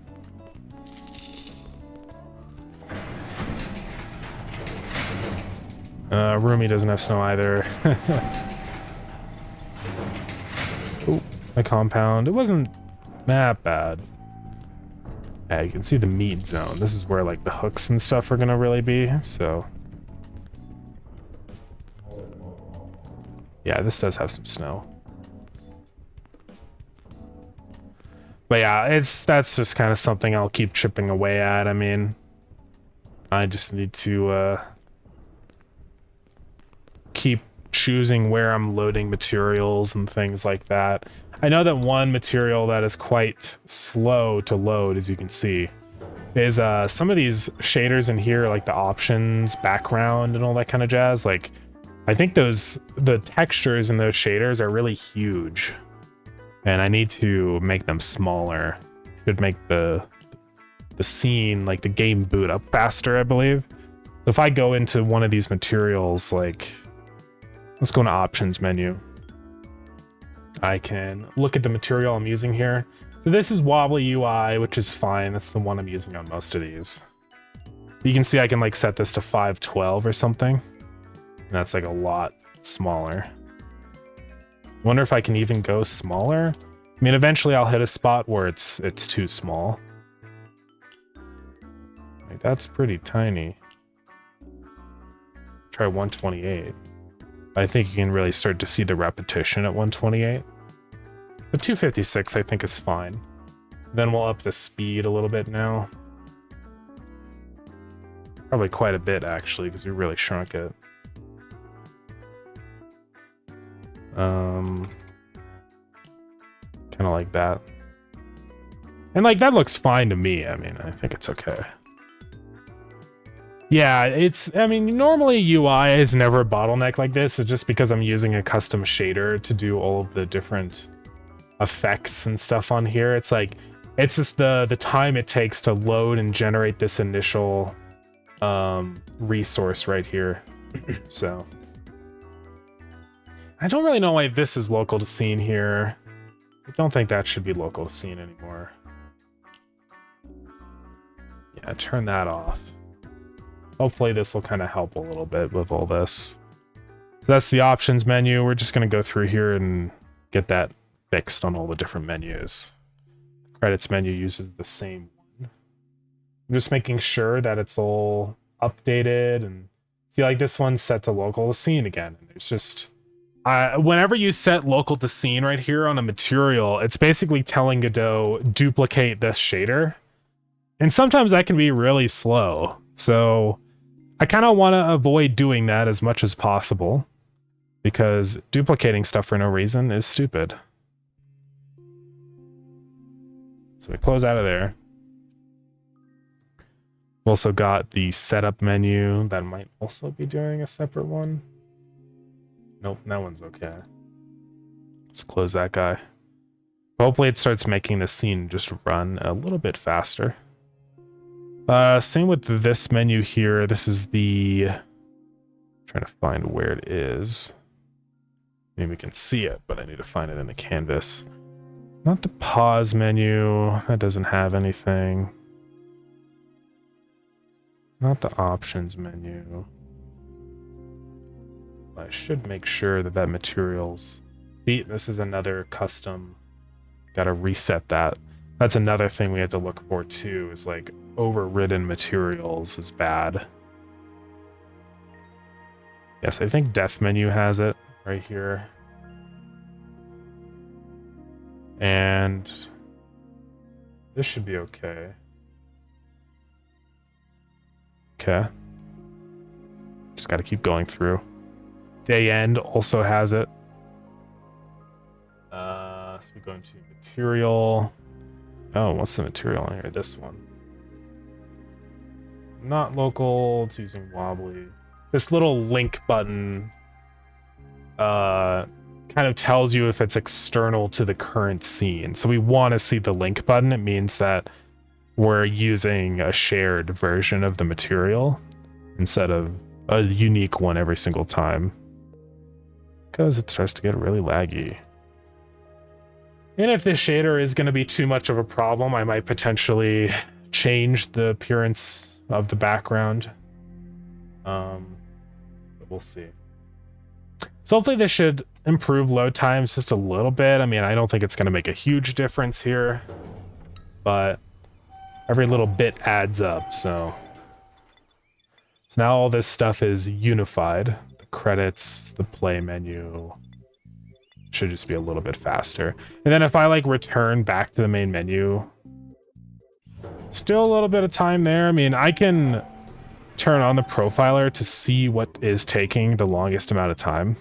So like right now we're running super fast and there's literally like nothing. The player process sometimes, but not even anything. So if I hit menu, we can see a massive spike in the profiler right there. And let's see why. See if we can figure it out. So reverb is like 13 milliseconds. I don't think that's actually what the real thing was. For some reason, physics has a pretty big initial thing here. So right here, it's really just on main menu pressed is like the thing. On pause menu. I mean, of course, because it's going to run everything. Save user data, check audio signals, ready. So on main menu pressed instead of the escape menu. Let's do not inclusive, do self or whatever. Interesting. So if we go into the pause menu, we have a function here to change it to a packed scene world. But clearly it's not working.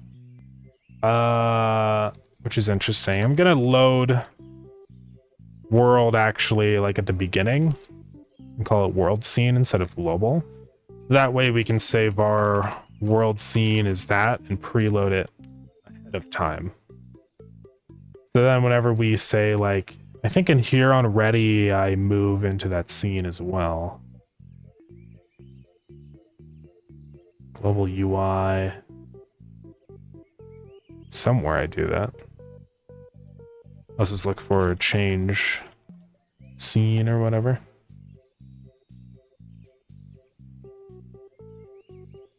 So right here. Now that's global world scene. And then I also do the same thing here. I call deferred on that. So instead of preloading the scene, the world scene there, I'm going to change it to the one that's like universal for everybody. Let's see if this improves the performance of leaving the main game and going back to the main menu. We'll see.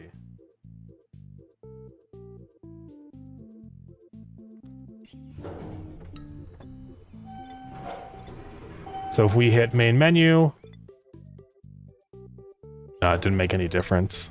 I guess it's just a really beefy scene to load. I mean, it's not a big deal. We can really just have a little load screen or something. I mean, well, while it's doing its stuff. Like when you hit main menu, it does a transition. I mean, it's not that this is abnormal. Like, it's only taking 1 second, maybe. It's just that we just need to make sure we're prompting the player with a menu to kind of explain what's happening is the main thing. It's a little bit trickier to do that for when a level generates, because I don't want to just like pause the game for a minute, you know? That just feels bad. Like if I go ahead and skip, I go to sleep, then my eyes begin to open. And then you'll see it's going to open up. And you'll see a little stutter right as the level generates right there. I mean, it's not an enormous stutter or anything, but it is noticeable. So it's a little bit annoying. I don't know why it's all laggy all of a sudden now. Sometimes that happens. I think it's some weird rendering thing that's happening.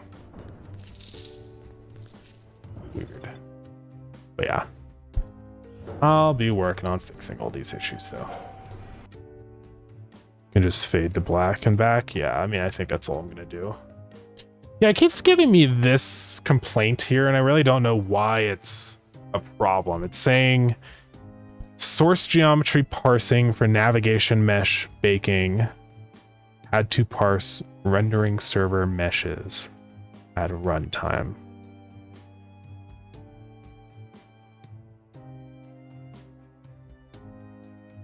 So why is that an issue? I've been trying to figure out how to fix that issue for the longest time. I just don't know what causes that. It's a little weird.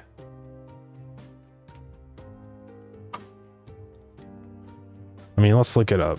Source geometry.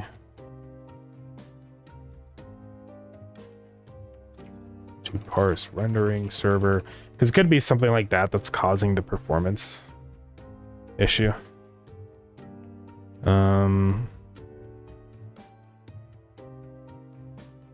Yeah, what is this?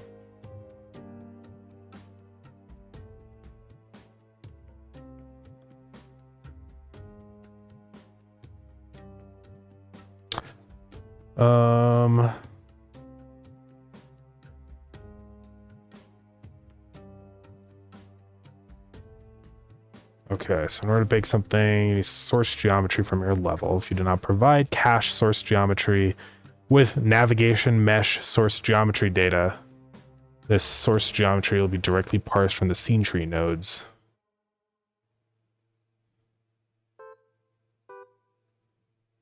All the mesh geometry from the GPU and get stalled in process. Yeah. All right.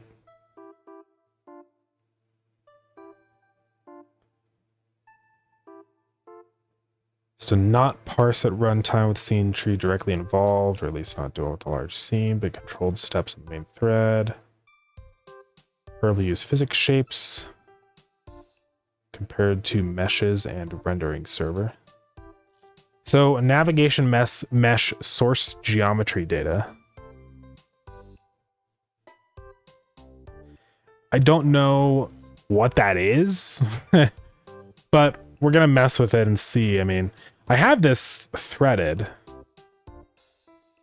I am curious to see what happens if I don't bake the navigation, because I wonder if that makes a big difference in terms of the performance of loading into a level. I kind of want to see.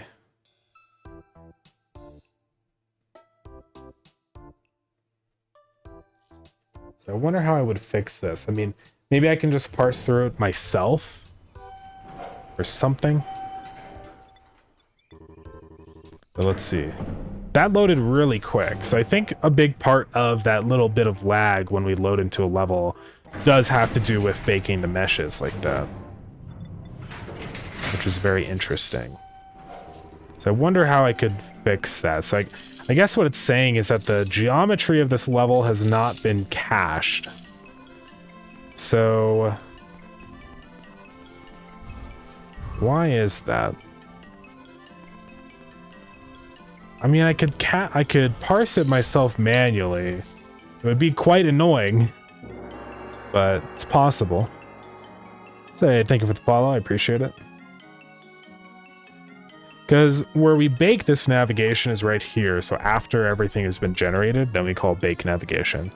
So we can call this, we can do the parsing in here. Apparently there's a thing called navigation mesh source geometry data. So what is this? So container for parse source geometry data used in navigation mesh baking. Okay. So this I can just add a mesh. I mean, that's pretty straightforward than a transform.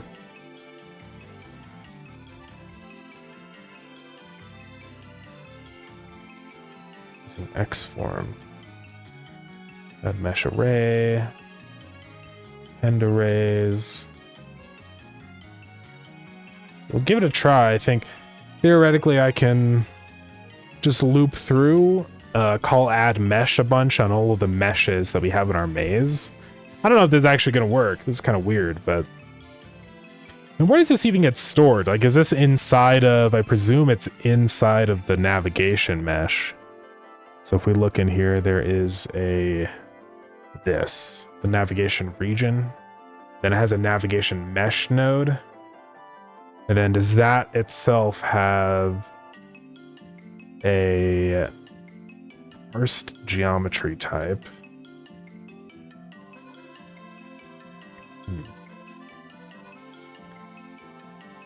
So hey, Virak, welcome in. How are you doing? First time in here, yeah. It's going good. We're just trying to figure out a little stutter that happens due to the baking of our navigation meshes for like the guys that walk around. I'm trying to figure out though, like how we're supposed to fix that. It's a little weird. The way that I do the mesh baking for this is over here, I have a group set up. So anything with the group maze mesh will be kind of parsed into that list of things that get parsed. Maybe it's because I have both on this or something, and I need to just say static colliders. Maybe that would fix it, instead of also including meshes. Yeah, so parses mesh instances as geometry. Maybe that's the problem that's happening here. And that's all I needed to do, really. But let's see. Because all these objects already have collision shapes and stuff set up by default, so let's see what happens. I'm hoping that this fixes it and we stop getting that error. But I don't know. We have to test it out and see for ourselves, I suppose.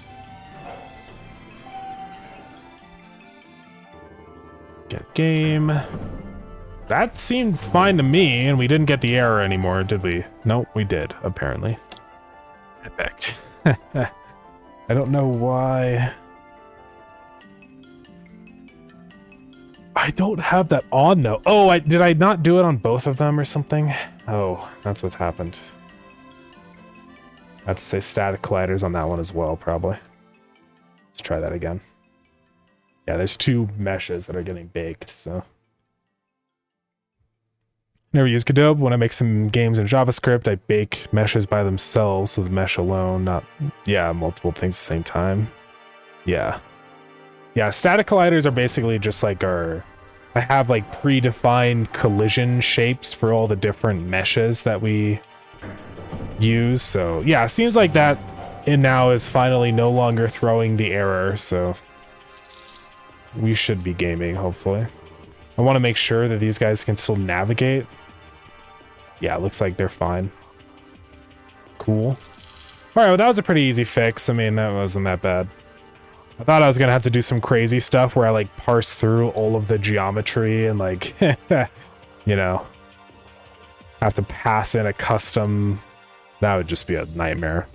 But this is pretty easy to do. Set it to static colliders. Something I wish I could figure out. It's been really annoying. I just have no idea what causes it, but when I'm inside of the game and I resize the window, sometimes the game just starts getting really laggy. And I don't know why. Like, so, okay, I'm in the game. Everything's running, like, super fast. You've got a really good frame rate, and it's fine. But then as soon as I resize the window, you'll see. And it doesn't always happen, but sometimes it just starts getting really laggy. It doesn't seem to be happening up here. Does it only happen when I'm in the maze? Now, of course, when I'm going to show you guys, it doesn't happen anymore. Oh, see, it's... Oh, it happened there for a second. It's really unreliable. There. You see how laggy this is? It's super laggy. And I'm trying to figure out why. I don't really know. I mean, we can enable the... Oh, and see, it just got resized and now it's normal again. See, it's really finicky. Almost like it's something wrong with, like, Vulkan or something. I don't even know. You can see as I... Down there, I mean, everything's fine. Sometimes if it gets resized in a really specific, like, resolution or something, it, gets angry. I can't seem to replicate it now, of course. Well, we saw, like, a spike there, but I don't know if that was real or not. Oh, see, what happens there that just kills my GPU? I don't really know. It's like something to do specifically with Godot. It's just all of a sudden now my depth, pre-pass, and just literally everything on my GPU is just spiked insane, and then it drops back down. So I think it's something to do with, like, I'm just looking here online. People have mentioned with Vulkan that's, like, specifically an issue. I don't know if it's something that I can fix. It's weird because this doesn't happen with Starground or any other 2D game I make, only Deadlift. So I have a feeling it's something to do with the fact that it's 3D.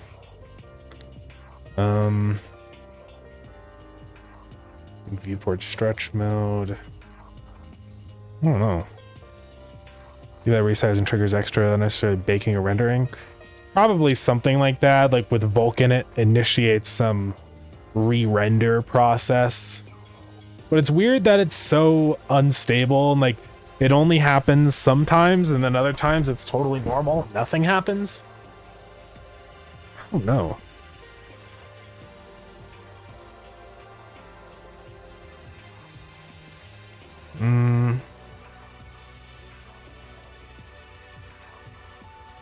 Well, unfortunately, this was a dead end.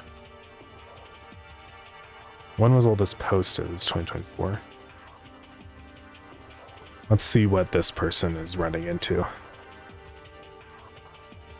So normal FPS, and then when you resize, really laggy. It's basically what's happening.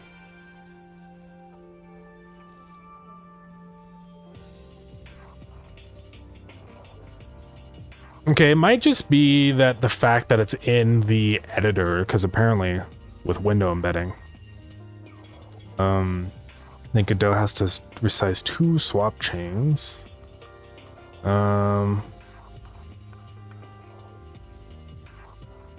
Yeah, so I might want to test this without any embedding on.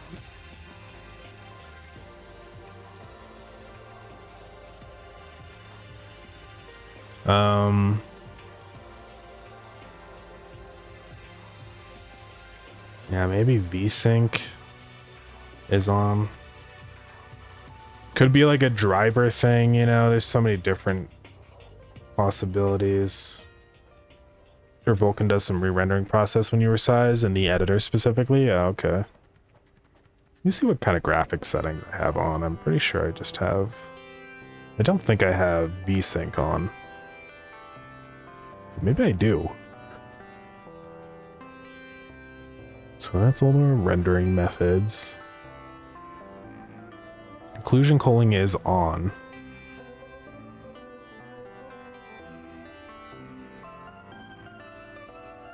Wonder if it's something to do with that. Swap chain image count. Textures are all fine. Okay, rendering. I don't think it's like a light thing, probably, but maybe. On 2D. I don't think it's reflections because it was happening before I enabled SSR. Shading. Depth of field stuff. Environment, that's all pretty normal. I have it on 4 times. I don't actually know where VSync is. I'll find it in here. So it's not that. I mean, I don't think 4 times MSAA would do anything. If that was the issue, it'd just be a consistent performance drop, I believe. Yeah, it's probably up here in window. Let's see if VSync is in here.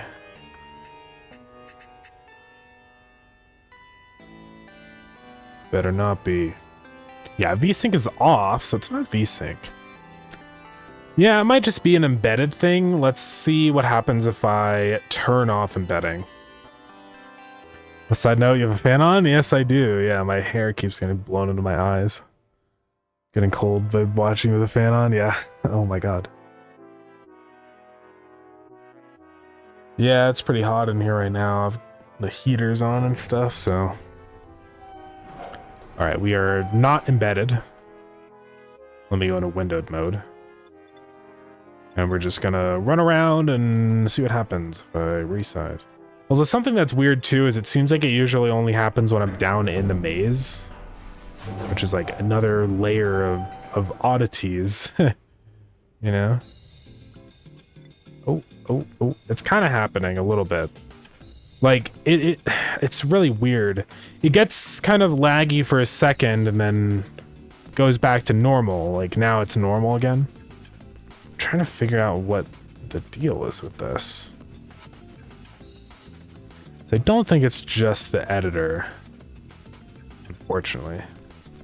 Yes, I mean, there's a pretty big lag. It's just so weird. It's like only at very weirdly specific resolutions for some reason. I feel like, at least. Maybe it's like a weird floating point thing or something in the renderer. I have no idea. Ooh. I do see, like, I mean, it has to re-render all the reflections because it's screen space. So I do wonder if that's maybe part of it. But it seems definitely a lot less inside of the actual game, so I'm not super worried about it. I think we'll probably be okay. I hope. But yeah, it's just kind of weird. Those weird little things. But it seems fine now. I mean, there's a totally playable frame rate. I don't know what frame rate this is, but I'm guessing we're probably running about 80 here. We'll have to see for real, but yeah, I do need to set up an option to... Or do I have that? No, I don't have the FPS. I think it says Vulkan re-rendering the meshes. Yeah, I don't really know if there's anything I can do about it, unfortunately.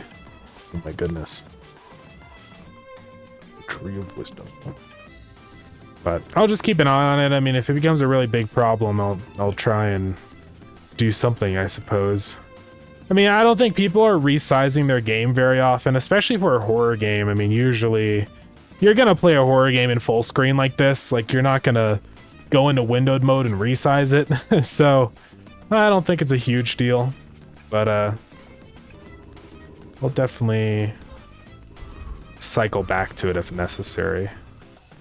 Oh my goodness. Let me go by, sir. So we're probably fine.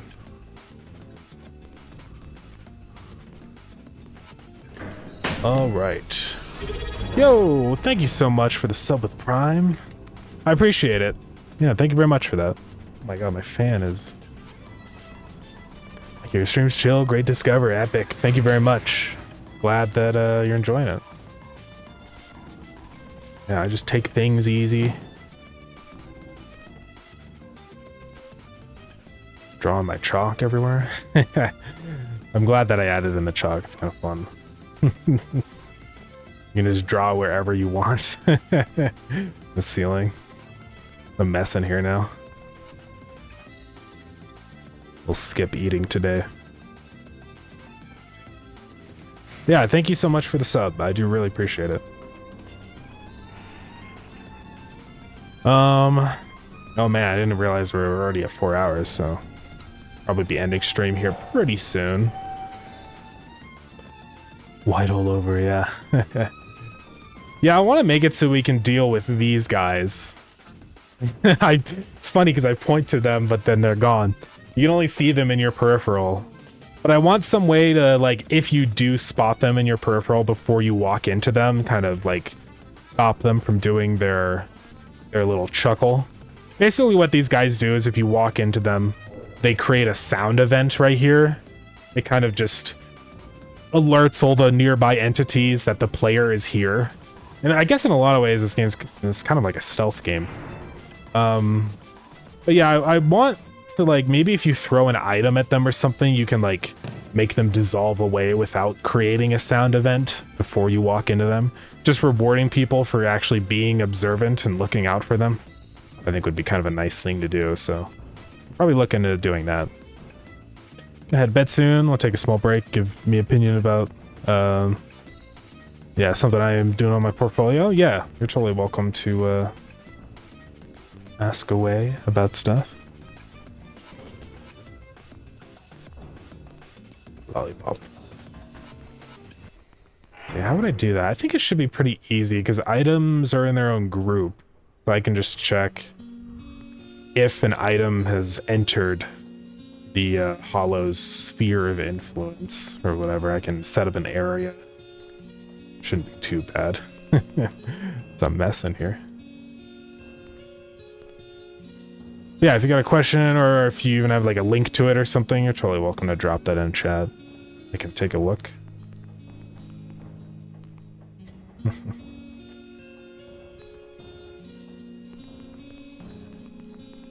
Where's that robot guy? There he is.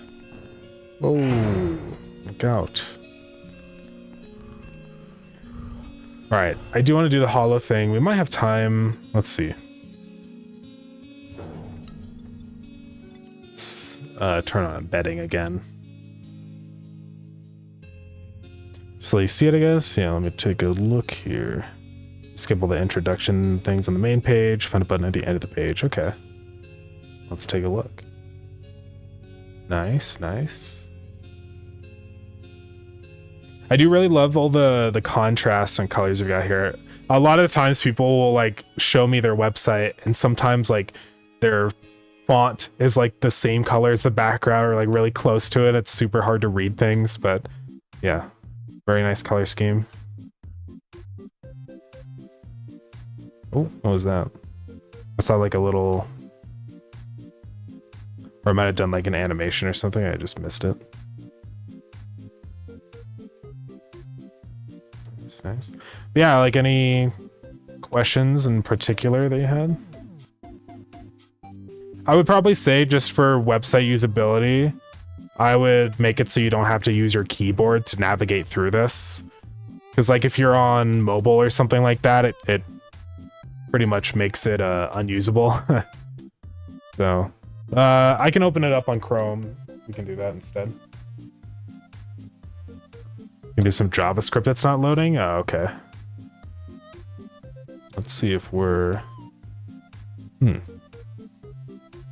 see what's going on here. Anything going on here? Yeah, loading the script. This violates the following content security policy. Unsafe inline. Interesting. Yeah, that might be something to check for. Yeah, it looks like it's blocking one of the JavaScript scripts here. I wonder why. Unsafe inline.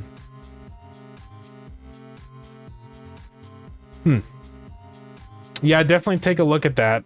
You might have to change the way that you're using your... It looks like you have it as inline script in the header, probably, right? I don't know if that's... I've never actually seen this error before, interestingly. I mean, I've done a couple website stuff, but I don't know why this is unsafe inline. Yeah, that's a weird issue.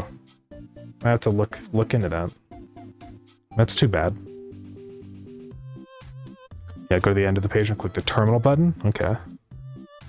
Yeah, personal project stuff, epic. There's a note. Let's go. That's pretty epic. Open in terminal right here.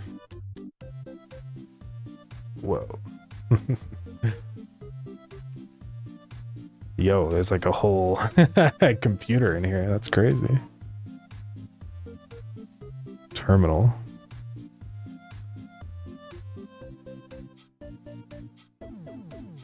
Okay. Is this all just like just a simulation of a desktop, not actually real? That's pretty cool. Yeah, from here, if you open the terminal, you can edit the files of the main site live. Really? That's pretty crazy. I could see some potential security risks, I suppose, with that. But definitely would be careful, unless you, hopefully you have permission stuff set up. I mean, it's in this folder. Okay, it's just everything on the left. Change the look. Okay. I'm just making sure. Yeah, that's pretty cool. I wonder, how did you get all this set up? Are you just using... I have no idea. I've never done a lot of like... Most of the website stuff I've done is usually pretty low level, so I've never messed with things like all the new things. What are the ones called? I know it's been forever. Can't remember what they're called. Like there's so many different libraries now for the new stuff. Is all custom made? Nice. Yeah, definitely that would be a little bit scary to have a real terminal in here. But yeah, this is pretty neat. And then you're just like saving this, I presume, as like cookies so that when people go back to it, it stays the same? Or like, how are you handling that? Or does it just get reset once you leave? So recycle bins, you can just delete stuff. Go back to the main site. That's pretty crazy. I haven't ever seen a website do that. Control S sends the new file via internal API to the open tab, the main site. Okay, nice. You got all your stuff up here. Nice, yeah, this is really cool though. I do like what you got going on here. It's a shame that the JavaScript doesn't seem to be working, because I think that would have been good. Seems like you've probably got some animation stuff set up. Unfortunately, it's not running for me. I can try running or opening this on a different browser really quick, like maybe Firefox would work instead, since it's a different, you know, whole security protocol thing. So let me go on there. Copy the link. We'll see what happens here. I don't know if it's working still. Let's get rid of this. Skills. Yeah, it seems like it's still having problems. Let's see.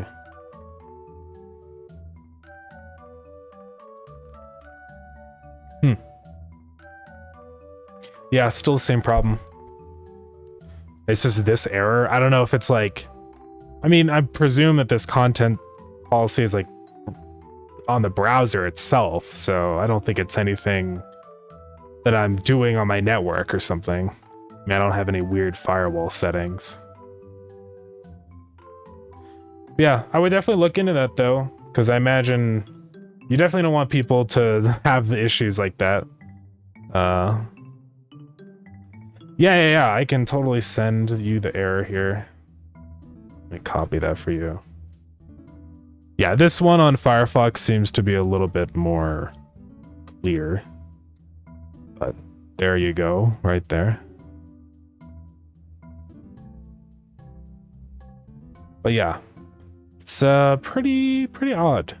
Because I've done all sorts of JavaScript stuff before. Like I've got my stupid website. Oh, this website is broken on Firefox, isn't it?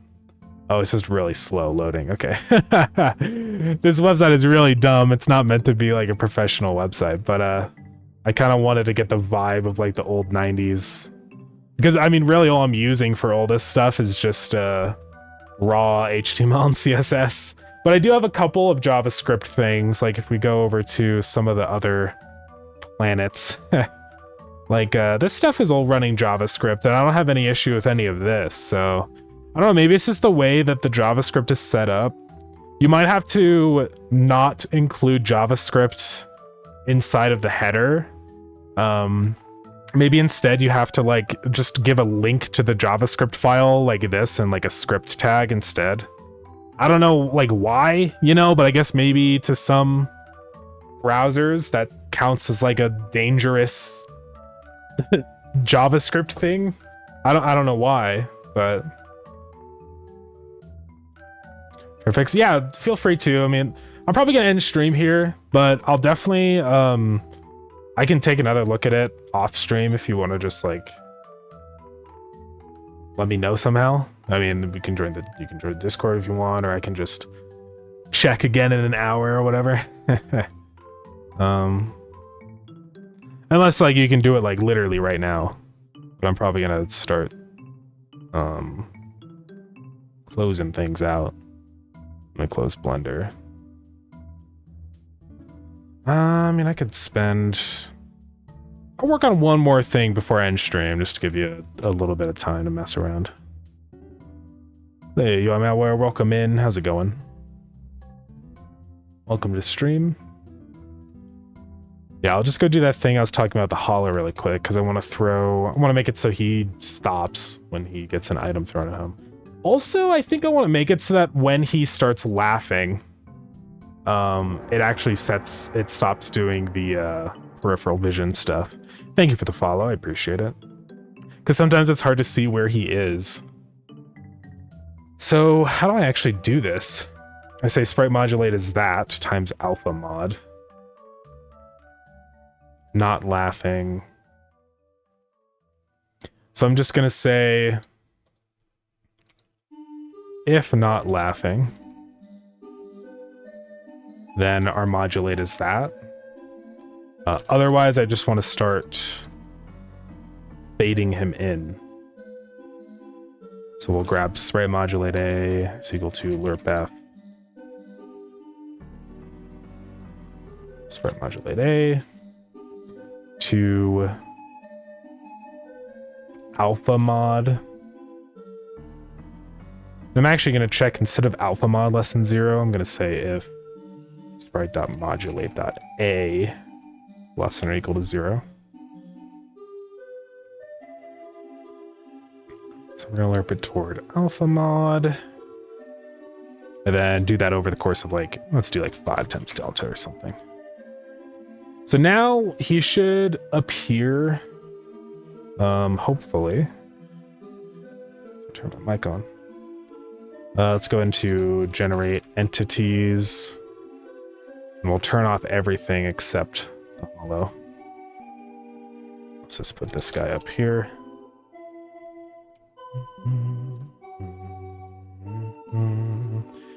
So when he starts laughing, he should become visible again normally. I just want to do that because sometimes when you're walking around and you just hear a random laugh, you're like, why did that just happen? So hopefully doing this will make it a little more obvious that you activated him by walking into him. I don't know if I see any guys around. There's one. So he's invisible if I walk into him.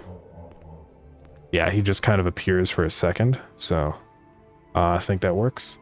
Also, one thing I want to do here right when we begin the laughing is actually... Because our modulate... I mean, what is our alpha mod? That just starts at 1. So let's actually make that go way faster, like 10. We'll try that out. Not seeing any more.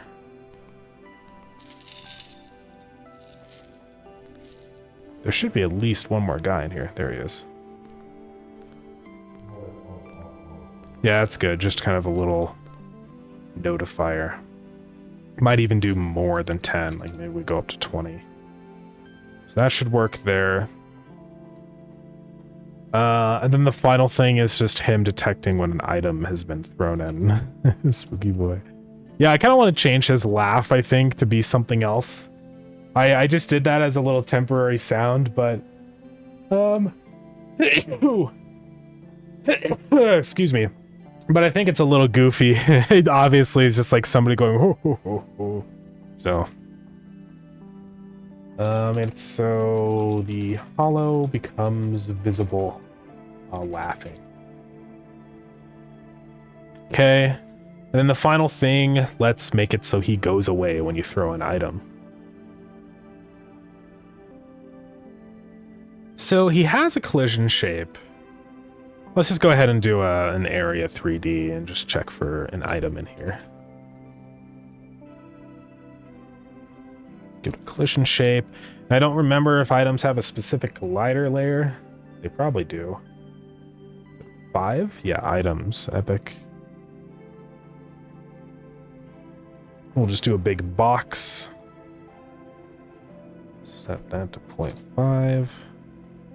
So if you throw an item anywhere within this area, he will start laughing. Well, I don't think he'll laugh when you throw the item. I think he'll just do like a silent disappear. Because the whole idea is it's like you bested him and he doesn't laugh because you won. We'll do a little bit less on the height, like maybe just 2. A little bit more, like we'll do like 2.5. Come on, just I did too much. Come on, there we go, 2.5. Check whenever you can. Yeah, I can do that. Yeah, control F5. Ooh. Ooh. I don't think. Let's see what we got going on here. Console. Now there's new things. Cross origin request blocked. Same origin policy disallows reading the remote resource at the JavaScript file. Core's request did not succeed. Then it's complaining about some hashes here. Computed hash is that. Yeah, I did shift F5. Oops. Or control F5, whatever. Yeah, it's pretty unfortunate. So it looks like it might be a different area this time. I'll go ahead and put this into chat as well. Just so you have that. I don't know why this is failing.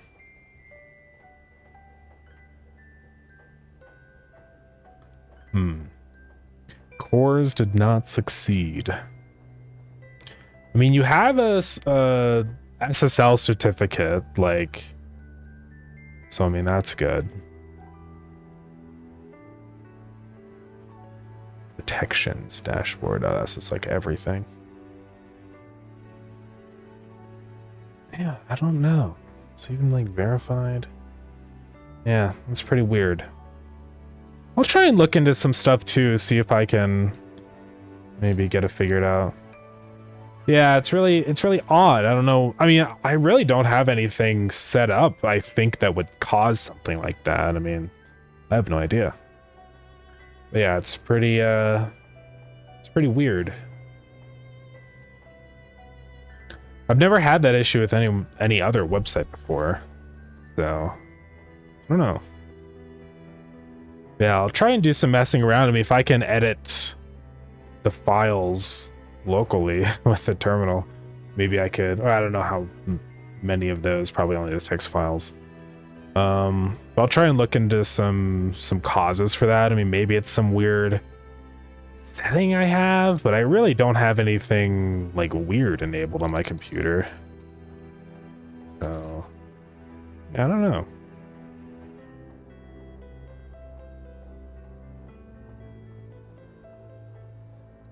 Yeah, sorry I couldn't view it normally though. It's too bad.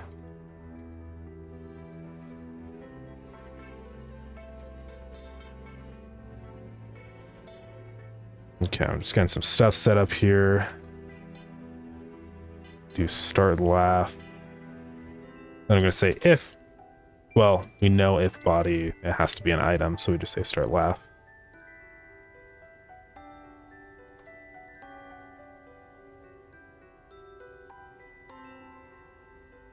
Yeah, so this should work. I mean, I don't really need to say if not laughing anymore.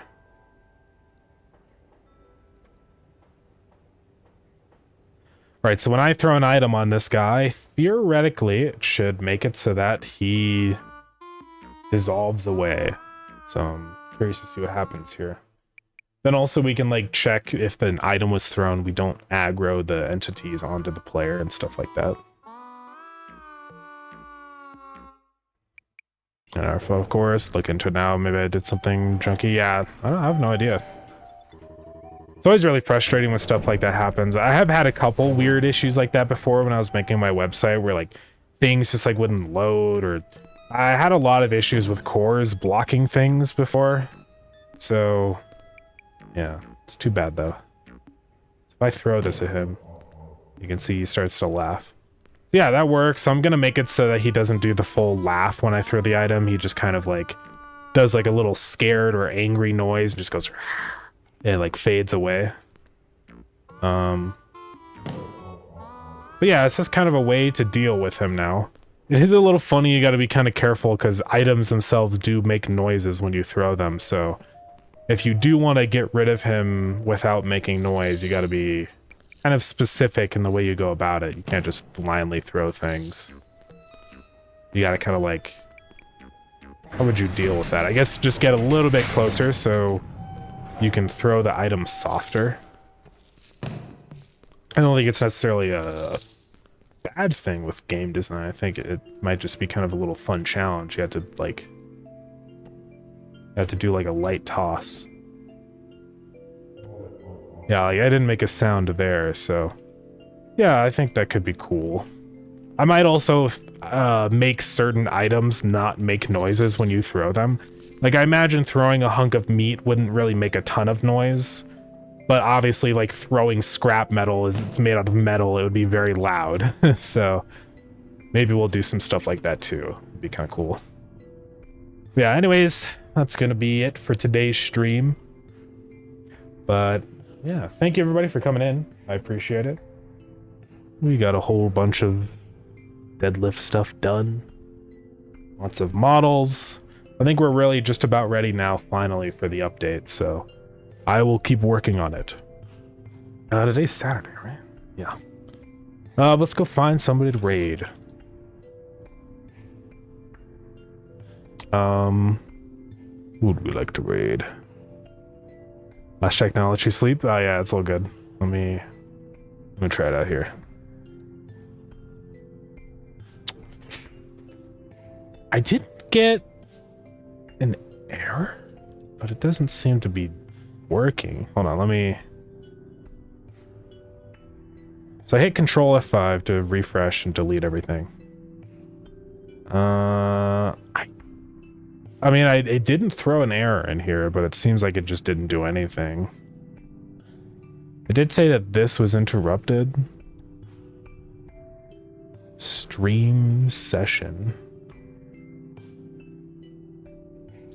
Ignoring source frame ancestors, and that's the... Should I change browser? Yeah, let me try this one again.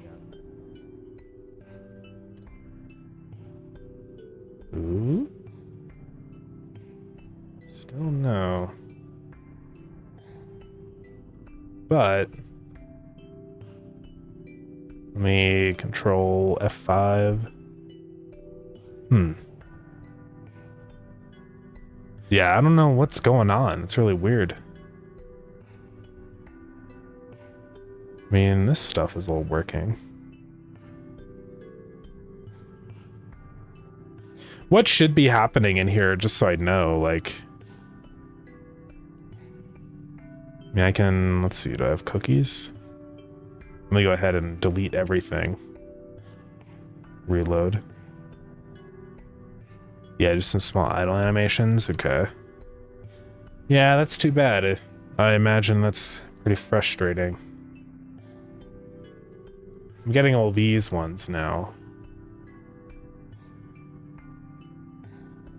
Content Security Policy Director. Frame ancestors is ignored. And that's in line 1 of your JavaScript here. It's all encoded, it looks like. But, yeah, I don't know. I don't think I have JavaScript turned off, but yeah. I'll definitely give it a try off stream. I do have to end now, but yeah, I'll keep trying though. If you figure anything out or do like another change, you're totally welcome to let me know. Yeah, that's pretty annoying though. But yeah, thanks for sharing it anyways, though. It is really nice. I love what you got going on here. All the little gadgets and gizmos are really cool. Like the map to leave a note is really neat. Same with like the whole custom terminal thing is really cool too. So yeah, I'm liking what I'm seeing. Epic. Yeah, there's the Discord if you want to join that. But yeah, let's go raid out now, I suppose. Who do we want to raid? What is Twitchy Tides? What is... Ooh. No. Just trying to find somebody to raid here. Scary Pastry is doing more Factorio, so we can maybe raid in there. So I always enjoy watching some Factorio. Sure. Let's go do that. Scary Pastry. All right. That's going to be it. Thank you, everybody, for coming to the stream today. I'll be live again tomorrow at 3:30 MST. Feel free to grab Starground on Steam. Lure It In might be available for wish listing soon on Steam. Probably March 12th, but we'll see. Should have rated Bob Ross. Yeah, doesn't he have like just a pre-roll? Yeah. Nah. Hell raid Scary. I want to see some Factorio gaming. I need to play Factorio again. It's been a while. But thank you, gamers. I'll see you all tomorrow. Bye, everybody. Bye-bye. Raid starting now.